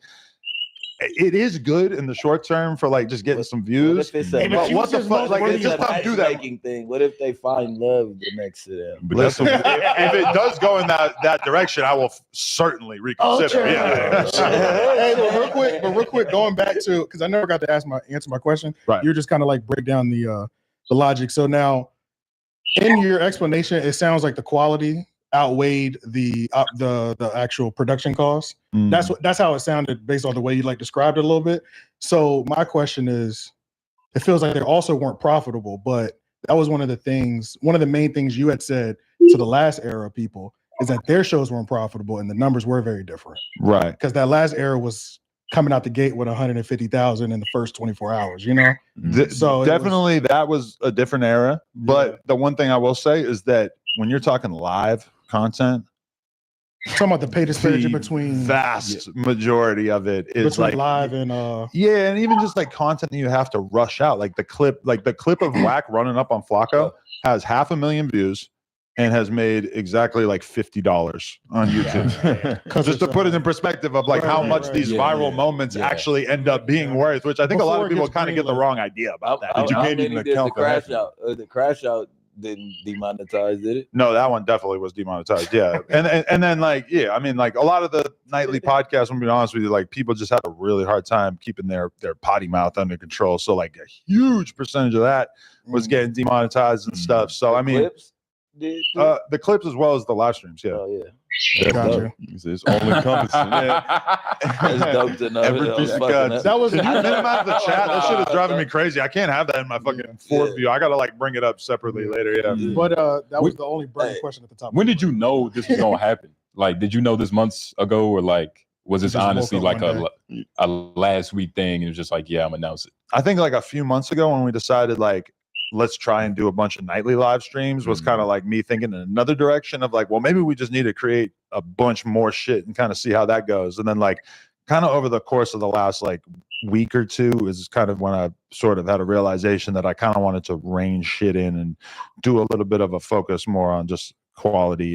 And even like in terms of us just doing podcasts of us sitting around and like talking and everything, I just feel like instead of doing a consistent schedule, let's just like do it when we feel like we've got the ammunition. Because a lot of the really, truly dreadful content on the news and shit comes from people getting on camera and not knowing what the fuck they're supposed to be talking about. Or even, a memory that comes to mind is when you guys did the episode of No Statements where you had those girls talking about the wigs for a long time. I mean, honestly, I didn't see it. I didn't want to like kill myself mentally in my brain by clicking it, but I heard that there was like a wig infomercial. What happened was, that show ended up winning me the influencer prize on the show. Well, you just broke ulterior motives. You just accidentally exposed that you won the show that is not out yet. No, you did On the Tronics it's Network. Still 3 more days. Oh shit! Okay. No, but you I just feeling gotta good. film for 3 days. You just feeling I do good, feel right? like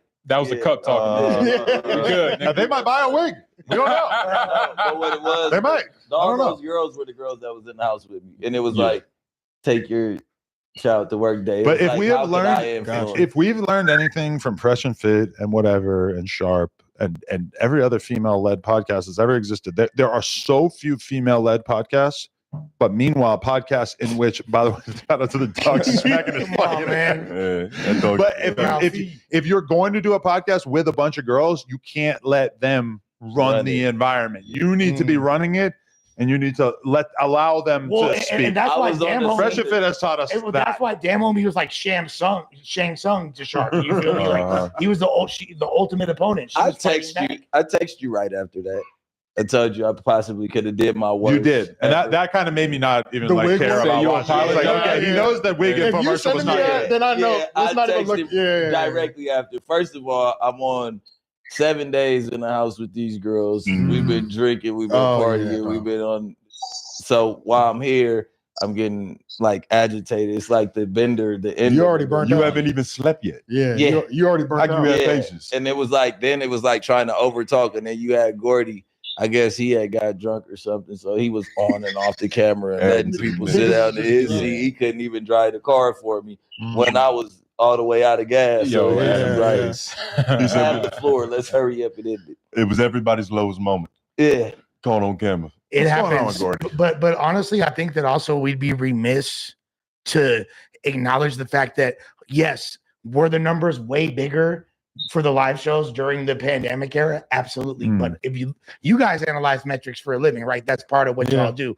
Now, were all live streams numbers super inflated during that time? Everybody was at they were, but the drop was definitely different. Like the drop was different. Even when they left, and even 6 months to 8 months after they left, they were still clearing 100,000. Even you know what I'm saying? So that's but back then, during what they did, peak it might have been like 200 though. Like it was up back then. You know? Right. She said, but this is what she's saying. This is what I feel like we're losing our whatever word exclusivity by being accessible every day. Like I know that they don't have to look at my Instagram, they don't have to wait till interviews, they don't have to wait to there's no mystery no more. It's like we know how Brick's feeling today, we know how this dude's feeling today because we're all in their face every single day. Sometimes twice and 3 times a day. You get you got to look at how Joe Budden runs his program. He's got all these hosts, right? And all those hosts are reasonably popular, right? Like varying degrees, but like realistically, any of Joe Budden's hosts could probably do a piece of content on Joe Budden's channel and get not as many views, but maybe half, maybe 40%, but still like a respectable number. Right. But he doesn't do that. Even with the dudes like Queen's Flip that obviously has like his own standout potential and everything, instead he kind of like keeps everything consolidated and they keep their crew together and they do episodes like that. And there's just a huge focus on quality. And I feel like No Jumper for a while there, we were doing a little bit too much spray and pray. You just do as much shit as possible and make up for any deficit that you might have. I feel the other guys are only seen once, twice a week. So it's like, yeah, they probably are clear because you only hearing from them 1 time a week. Have y'all seen? Oh no, Joe Budden is like 4 or 5 times. No, I'm talking about the people you were talking about. You said when they left. Got you. But I would say that the quantity thing is a problem for them as well because for sure, like the darkest period of the No Jumper show was when AD was coming on and not saying shit because he was doing like 4 or 5 other live streams that week during the same week, and I feel like even now. They just be doing too much and the fan base has kind of scattered and got lost and shit. Whereas I feel like the Fig back on Fig. About community. I'm talking about them. Well, all of them. AD stream is so goddamn much these days. Like I clicked on one day the other day and watched like 5 minutes and I was just like, this is inexcusable. Like this is the worst monologue rant I've ever seen in my fucking life. Like those dudes need to strip everything away and they need to do 1 podcast a week. They need to maybe do 2 podcasts a week. I'm thinking about going home. Which one are you specifically referring to? All of them. And because I'm saying some of them were pretty funny. When it comes to No Jumper, I feel like that is definitely true, but when it comes to them, it's extremely true. Like they need to scale back and do less. And if anything, No Jumper planted the seed in their mind that in order to run a successful media company, you need to be pumping out like multiple pieces of content per day. And I don't think that's the case at all because we can look at all kinds of people. Like how many interviews a week does Academics do? Like maybe 1. Vlad does a handful of interviews a week, and they seem like more because he's dropping them clip by clip every day, though. Yeah, but it's like you just don't need to be producing such a gigantic flood of content. And if anything, I think that it was kind of maybe potentially like watering down the channel as a whole. Quality over quantity. I'm trying to moving forward. We can Which always is always a good. We could always tack a couple more shows on if we feel like this is getting boring or whatever. Like I'm not closing the door on that because like obviously if we get something really fucking great going and the channel keeps getting better and better in terms of us just podcasting together, it's like there's going to be a day where I'm not around.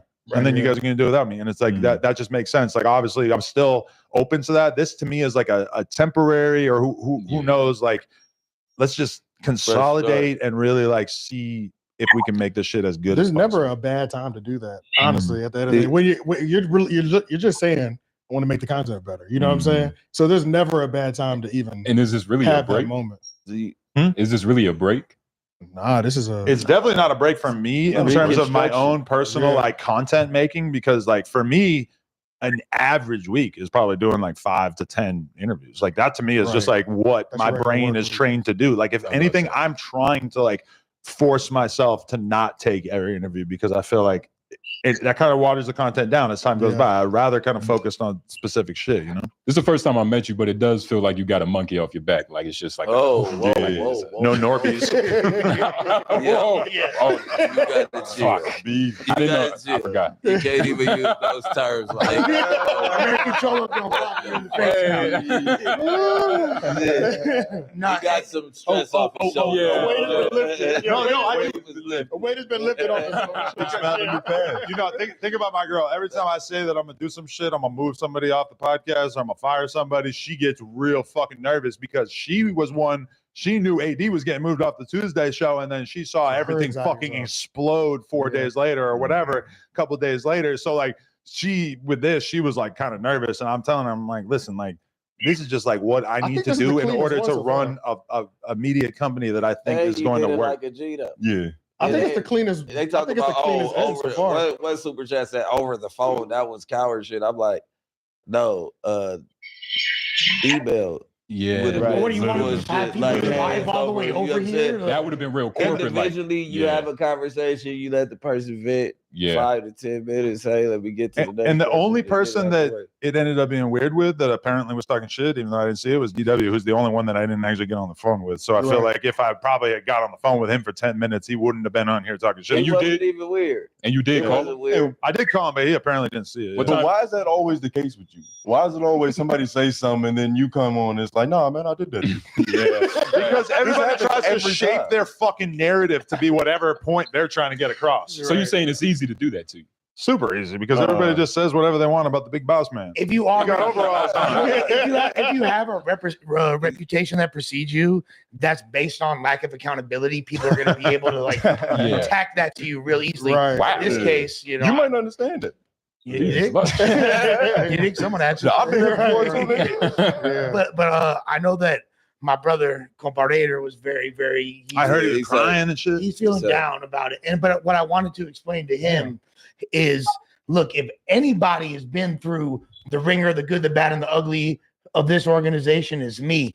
And I know that, look, if you see me back as one of the only people that are still in regular motion over here, considering what I already went through, anybody, if you just stay solid, you know what I'm saying, keep your head forward and stay loyal to the brand. Nigga, you giving that was crazy. Yo, nigga, this is not the pursuit of happiness. I was about to say, what the fuck is going Keep your head up. Keep your head up. Pay your bills. No, it's not. I get. We felt that shit. I know it sounds funny. We like, felt I get it, but we all. Lush. Come on, man. No, look, but here's the thing. There's forever going to be ebbs and flows and changes in this channel, in this company, and in this game. And you got to stay ready for whatever's ahead, you know. And if you maintain a valuable asset to the company, you will continue to be included. I'm sorry. You are staying permanently, right? Yeah, we still right. That's why, like, nigga, you saying that is most of the people that weren't really contracted or most of the people that got the hit, like it was. I don't want to get in the business. Did I say too much? But it was like motherfuckers didn't even have contracts. You always cheaters. So it's like it's like if you would show the show anyway, that's still like tryout era, right? Right. True. Mm-hmm. All right, so it's like at the end of the day, I didn't want to say that because I'm staying I and said shit that like on that, there, but I'm yeah. like it kind of wasn't really locked in. Motherfuckers was finding a place for 100%. everybody to You can fit. feel it a little You bit. get what I'm saying? Yeah, you And can that's feel it, why he yeah. probably didn't take it into his hands to contract certain people until they fit in where they fit in. Because it was like a water It was fountain, like kind 2-3 of. months for me too. Oh, Uber Eats has groceries now? I gotta remember that. You know, the best way to remember something is just forget something. What'd you forget? Hard to say. I know what you forgot.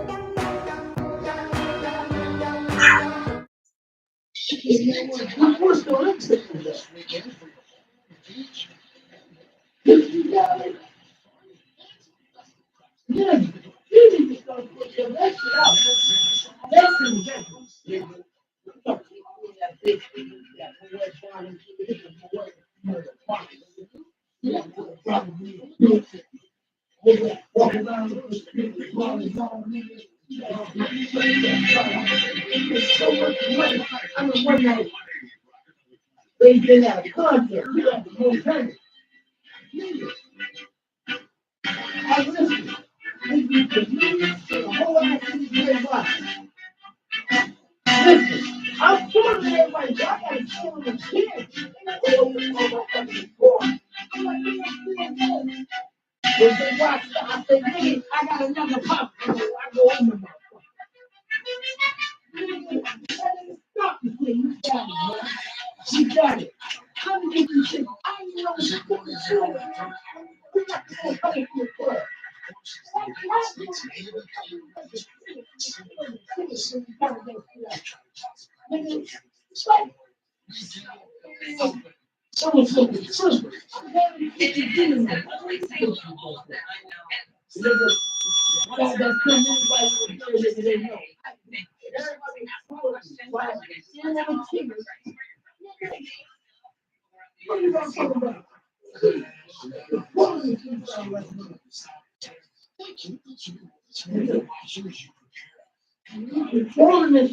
got so much money right now.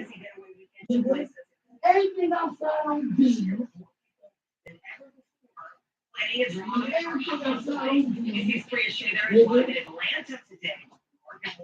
Everything on B. We got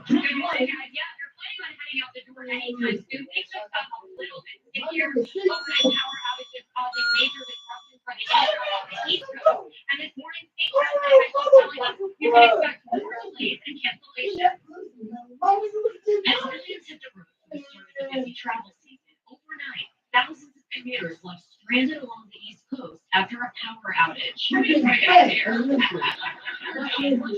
disruption caused by downed power cables leaving travelers along the busy Northeast Amtrak corridor from New York City all the way to Washington. It comes amid the official kickoff to summer, and with that comes long lines at airports and boom traffic on the road.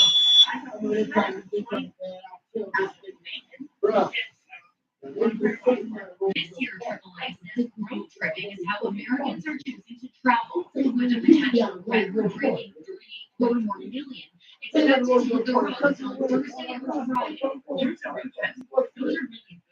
Again, that gives people more flexibility. The national gas price average is at $3.61, about the same as where it was this time last year, and a price point many travelers say is reasonable if they want to head out of town. The Biden administration announcing this weekend would release 1 million barrels of gas from a reserve to drive those prices down even further, but it's unlikely to make a big difference this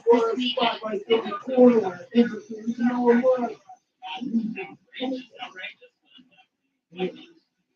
And if you do plan to travel by car, experts say the best time to do it is early on Thursday or Friday, and try to avoid returning home on Sunday or Monday during afternoon hours. And it's not just the roads that are expected to see a spike in travelers. Airports are also bracing for an influx of passengers, even as some airlines are cutting back on future flight schedules, citing production delays from Boeing as it's faced intense scrutiny for safety concerns in recent months. Still 3.5 million Americans are still occupied this holiday weekend. summer travel season.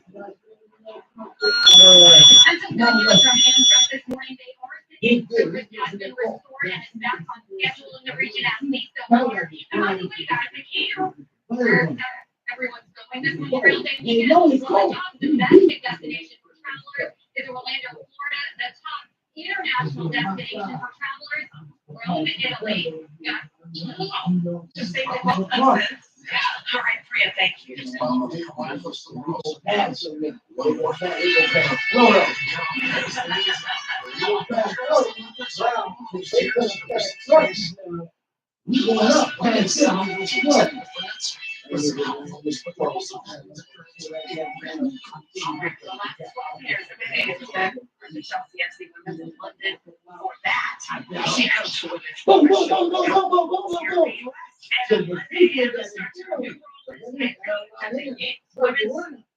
is here for her first US TV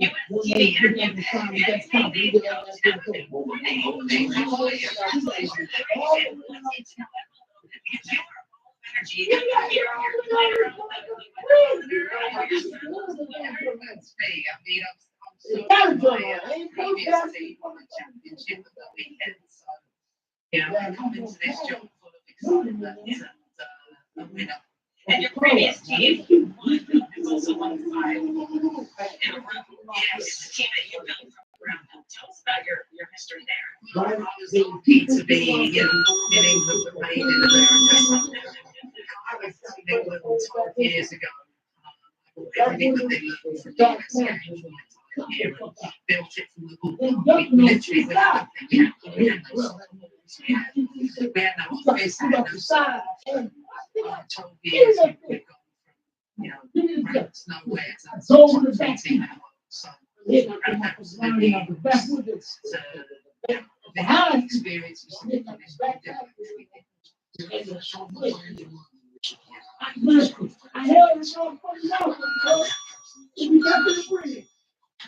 we got over there about I sat in the kitchen, my son was running around. I was sat with an old coaching friend who come to visit me. She was someone I coached with 20 years ago. I sat there and a text message came through. And go ahead. I looked up and said, you won't believe. I just read I am the new US Women's National Team coach. And she jumped out of the chair. There was a few. I'm training myself. I know.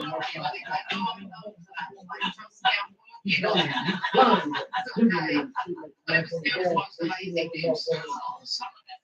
The team that you were dominant for so long.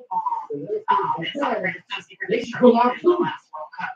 They came around here. And they watch that step by step, like the cup corner on it. There's no denying that historically the program has been hugely successful with the rest of the world. And their resources has made that equal play. So, got a lot of work to do. Sun's going into camp for next week. We're going to get together prior to the Olympics. Tyler Hill got the interim head coach. Was implementing a lot of things. So, we're as ready as we can be at this moment. So, I mean, are you looking at the calendar on the ticking when you see we have 2 months? Before the Olympics is here, I mean, how do you handle that pressure? Just with roasting, doing it like roasting.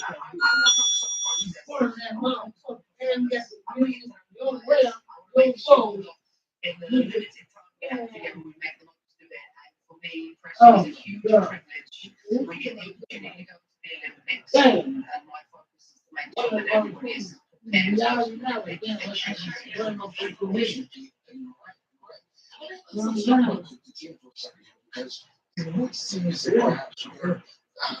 watching the sort of changing of the guard in real time as we got this experience veterans and you're on board with the family of our squad.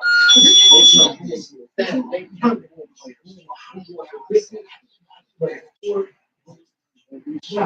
Just be the case. That's always what happens. Teams are I think to me here is the combination. We need to watch mix. You can't focus for the Olympics. We need a complete experience. We need to have experience players and getting that composition.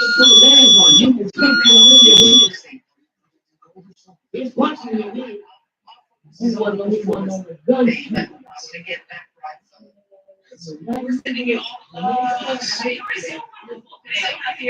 Thank you so much for joining us. And you can catch him and U.S. Women's National Team their first game together in South Korea on June 1st. You can watch it live on Peacock and be sure to watch the Olympics in Paris starting Friday, July 26th on NBC and Peacock.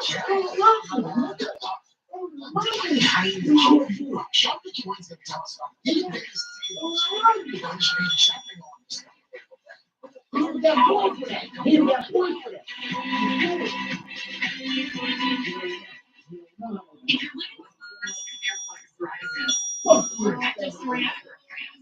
with symptoms can sometimes keep you out of the moment. Now there's sacrifice.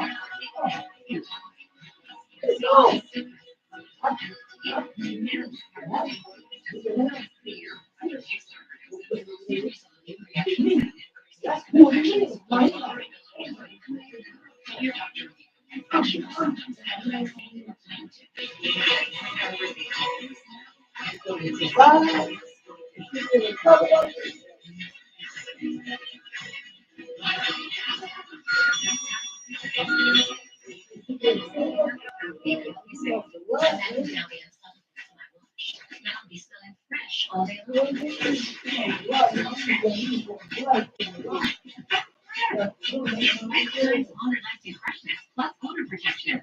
For under $5. Are you crying? No. There's no crying in baseball. Look at the capital because it lets you earn unlimited double miles on every purchase every day, and you can use those miles on any travel.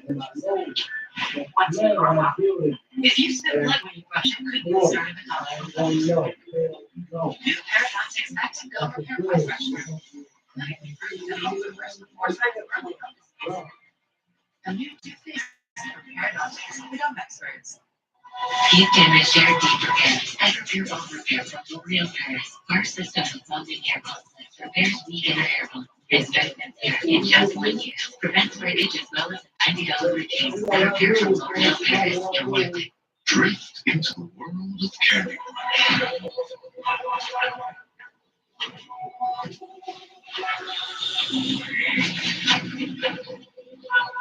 Candy Crush. Play now.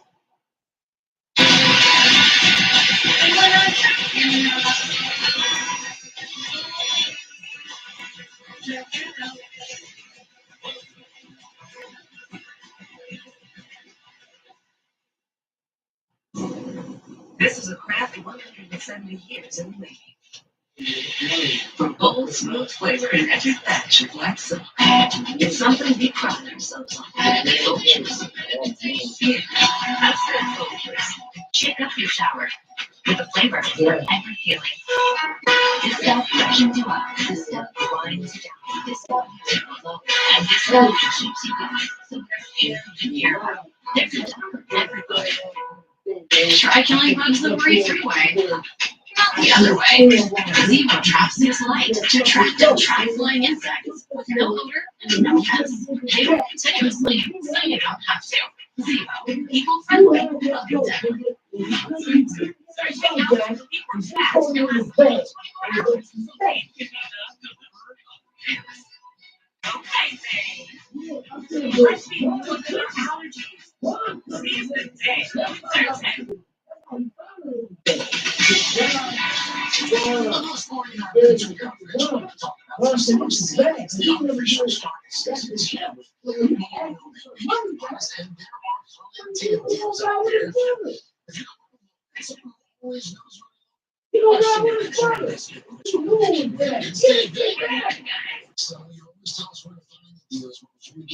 Let's talk strategies here. What are some general tips for shopping this weekend?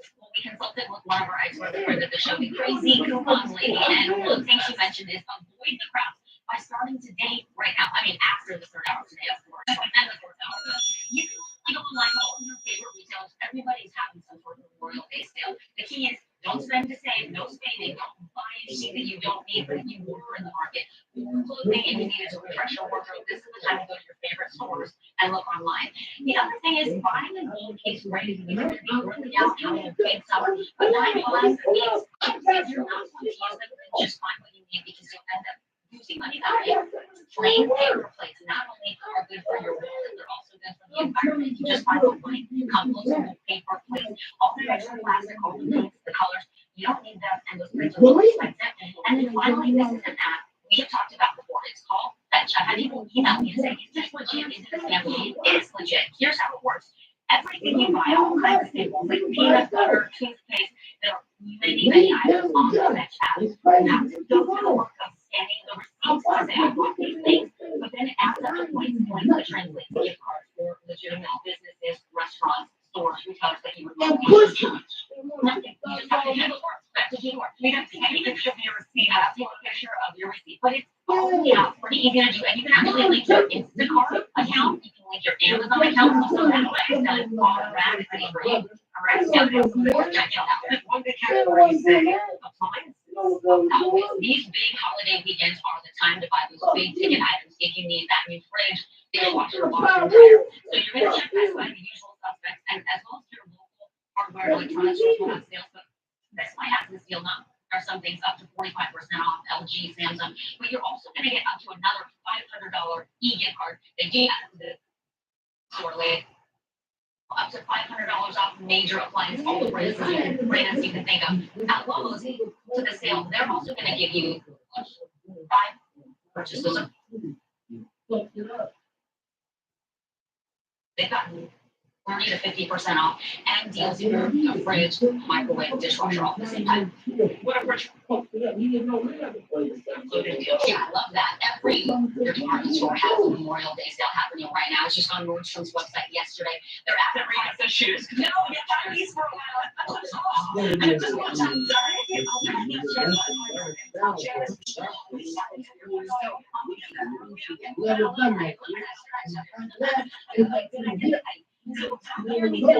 Right now, and they advertise up to 50% off. Our team was able to find items up to 75% off. Stacey Penny is giving you an extra 25% off of everything. Macy's and things like that sale every weekend. Yes. Memorial Day, use the Mem Day code. You'll get an additional 15% off sale items. This is good. More than 50% off spring items because you're heading into this one. You get still at the end of the year, but this is the time to get the most selection. So, again, as well, everything you need for summer going out to the beach, skis, tanks, shorts, and dresses. It is just online. And bought the whole fucking city. This is a big sale, all the outdoor and half season items will be up to 50% off. So, you don't mind having a tent for much. You're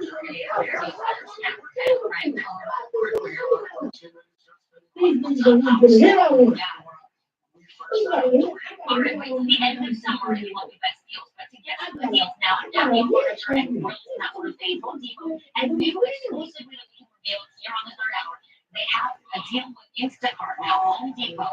I feel bad for the Instacart delivery drivers, they're gonna have to bulk up items up to 60 pounds, items up to 60 pounds, so you can get them delivered from Home Depot same day with Instacart. So that's what that is Home Depot. Well, we have to, right?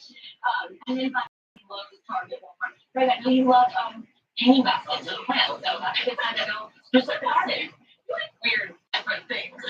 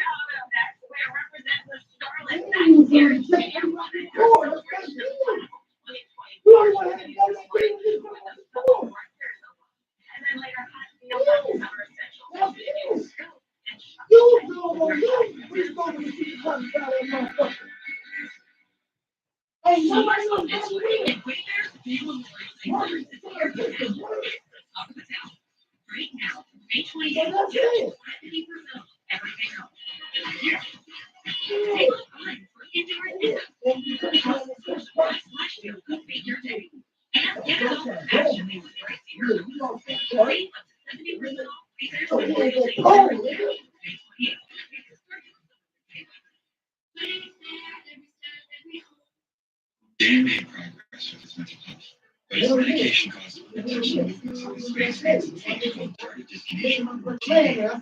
So his doctor prescribed him Stenoxar. I can't kill nobody. I will stop him. Nobody got this. I knew because I'm always. Everybody I know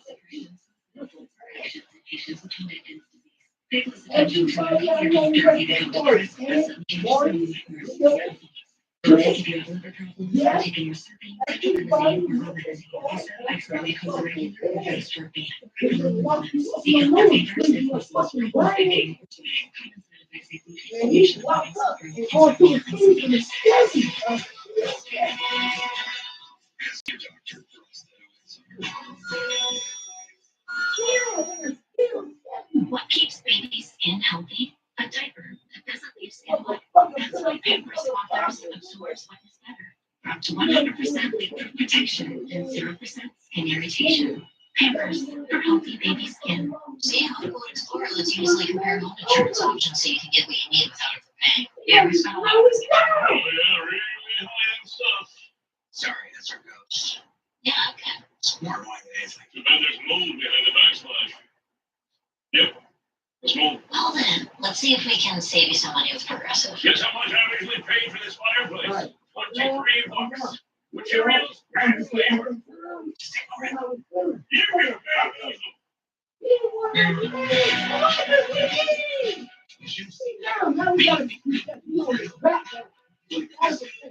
It's made by Taste the difference with 2 opportunities for just $5.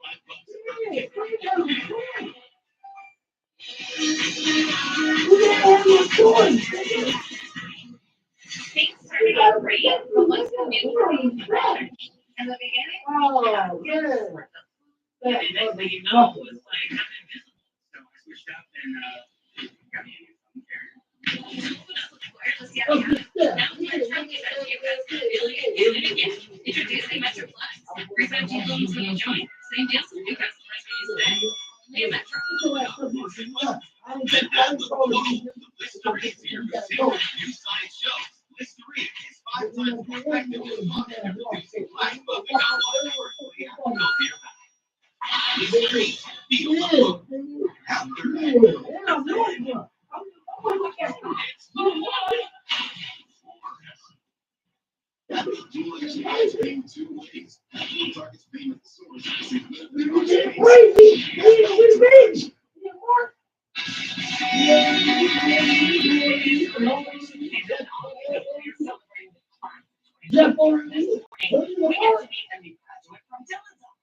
Yes, we do. I'm so excited. Rutgers University. I'm a proud child of the Clark College at Rutgers University and a major course in meteorology. And I'm super excited to have another Scarlet Knight alum join us today. Here is her story. I'm Joy Laxman, Rutgers University, class of 2024. I grew up in East Brunswick, New Jersey, and always had a love for healthcare and a passion for helping others. Getting into college, I knew I wanted to study both exercise science and psychology to understand how the mind is connected with healing. During my time at Rutgers, I was also the president of the physical therapy club and an undergrad representative for the doctor of physical therapy program. I was a nursing girl and even worked in a PT in the same hospital I was born in for 3 years of undergrad. As a pediatric PT intern, working in the NICU inspired me to keep chasing after my dream. After graduation, I'm excited to head into grad school to further my studies. One next exam, one doctorate to go. Go Scarlet Knight. All right, Joey, come on out. Join us.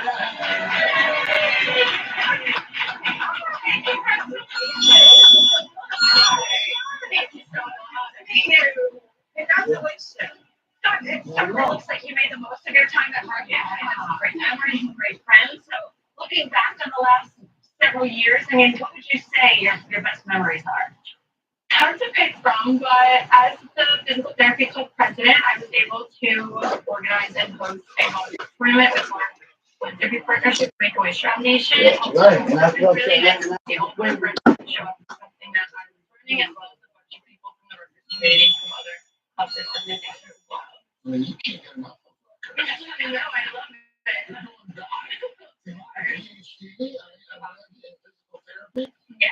that you wrote about this next chapter in particular? So I'll be going to Rutgers, New York to get my doctorate in August.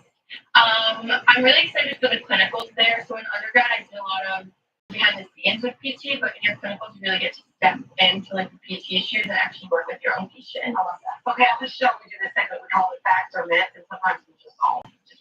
So we're going to let you put us to the test. So the first question we're going to do a little mini version of this.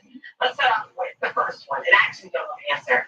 Ice is better than heat for spray. Is that fact or myth? So what do you think? we're gonna guess? I think it's a fact. I'm going to say maybe fact. I think you start last. I'll be the contrarian. I'll go with myth, just mixed up. Okay. This is actually a fact.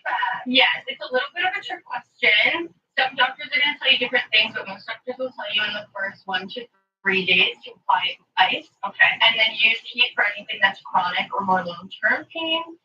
People are also familiar with the RICE method, which is rest, ice, compress, and elevate. But again, it's whatever makes you feel better. And as long as your doctor's telling you what to do, you should follow that. Your daughter. Yes. Okay. Next one. Fact or myth? Cardio is more important than weight training. That's a myth. I think that's a myth. Really? I think they always promote weight training. Okay, fine. I'll go take back, but I guess I'm wrong. So this is a myth. They're both very important for exercise in general. They're both going to target kind of different things. So cardio is going to help you with your lung health and your heart health, as well as keeping your blood pressure down. But something like weightlifting is really going to help you build your like muscle overall in your body. Which if you don't use your muscles, you're going to lose them. So you need to make sure you're targeting those as well. And muscle training can actually help you lose fat on your body as well. Okay. You're really good. You should get a PhD. One more here. I'm actually really interested in this one because I'm not a good stretch. That you can't stretch too much. There's no such thing as too much stretching. I think that's a fact. I think you can always stretch more. Maybe. I think too much of anything. I'm gonna say that. This is a myth. So you can definitely overstretch yourself, especially if you push your body for past what it can handle, which is what usually leads to like muscle strains. So the important thing here is to focus on dynamic and static stretching. You're going to do dynamic stretching before you exercise, kind of the movements that you're going to see in your exercise to warm your body up. And then static stretching is what you do at the end to cool your body down and maintain your range of motion. You're just graduating like this year. So you know, in one of these years. You're fantastic. Way to go.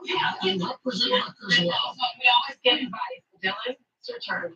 Well, I think you might already have this one covered, but I would say my biggest advice is kindness goes a long way. I mean, every career can be kind of cutthroat, but I think if someone says, you know what, that Joy, not only is she really good at her stuff, but she's just a nice person. I want to see her go far. I want to help her. I think you'll be surprised by how much people will push you on as opposed to holding you back.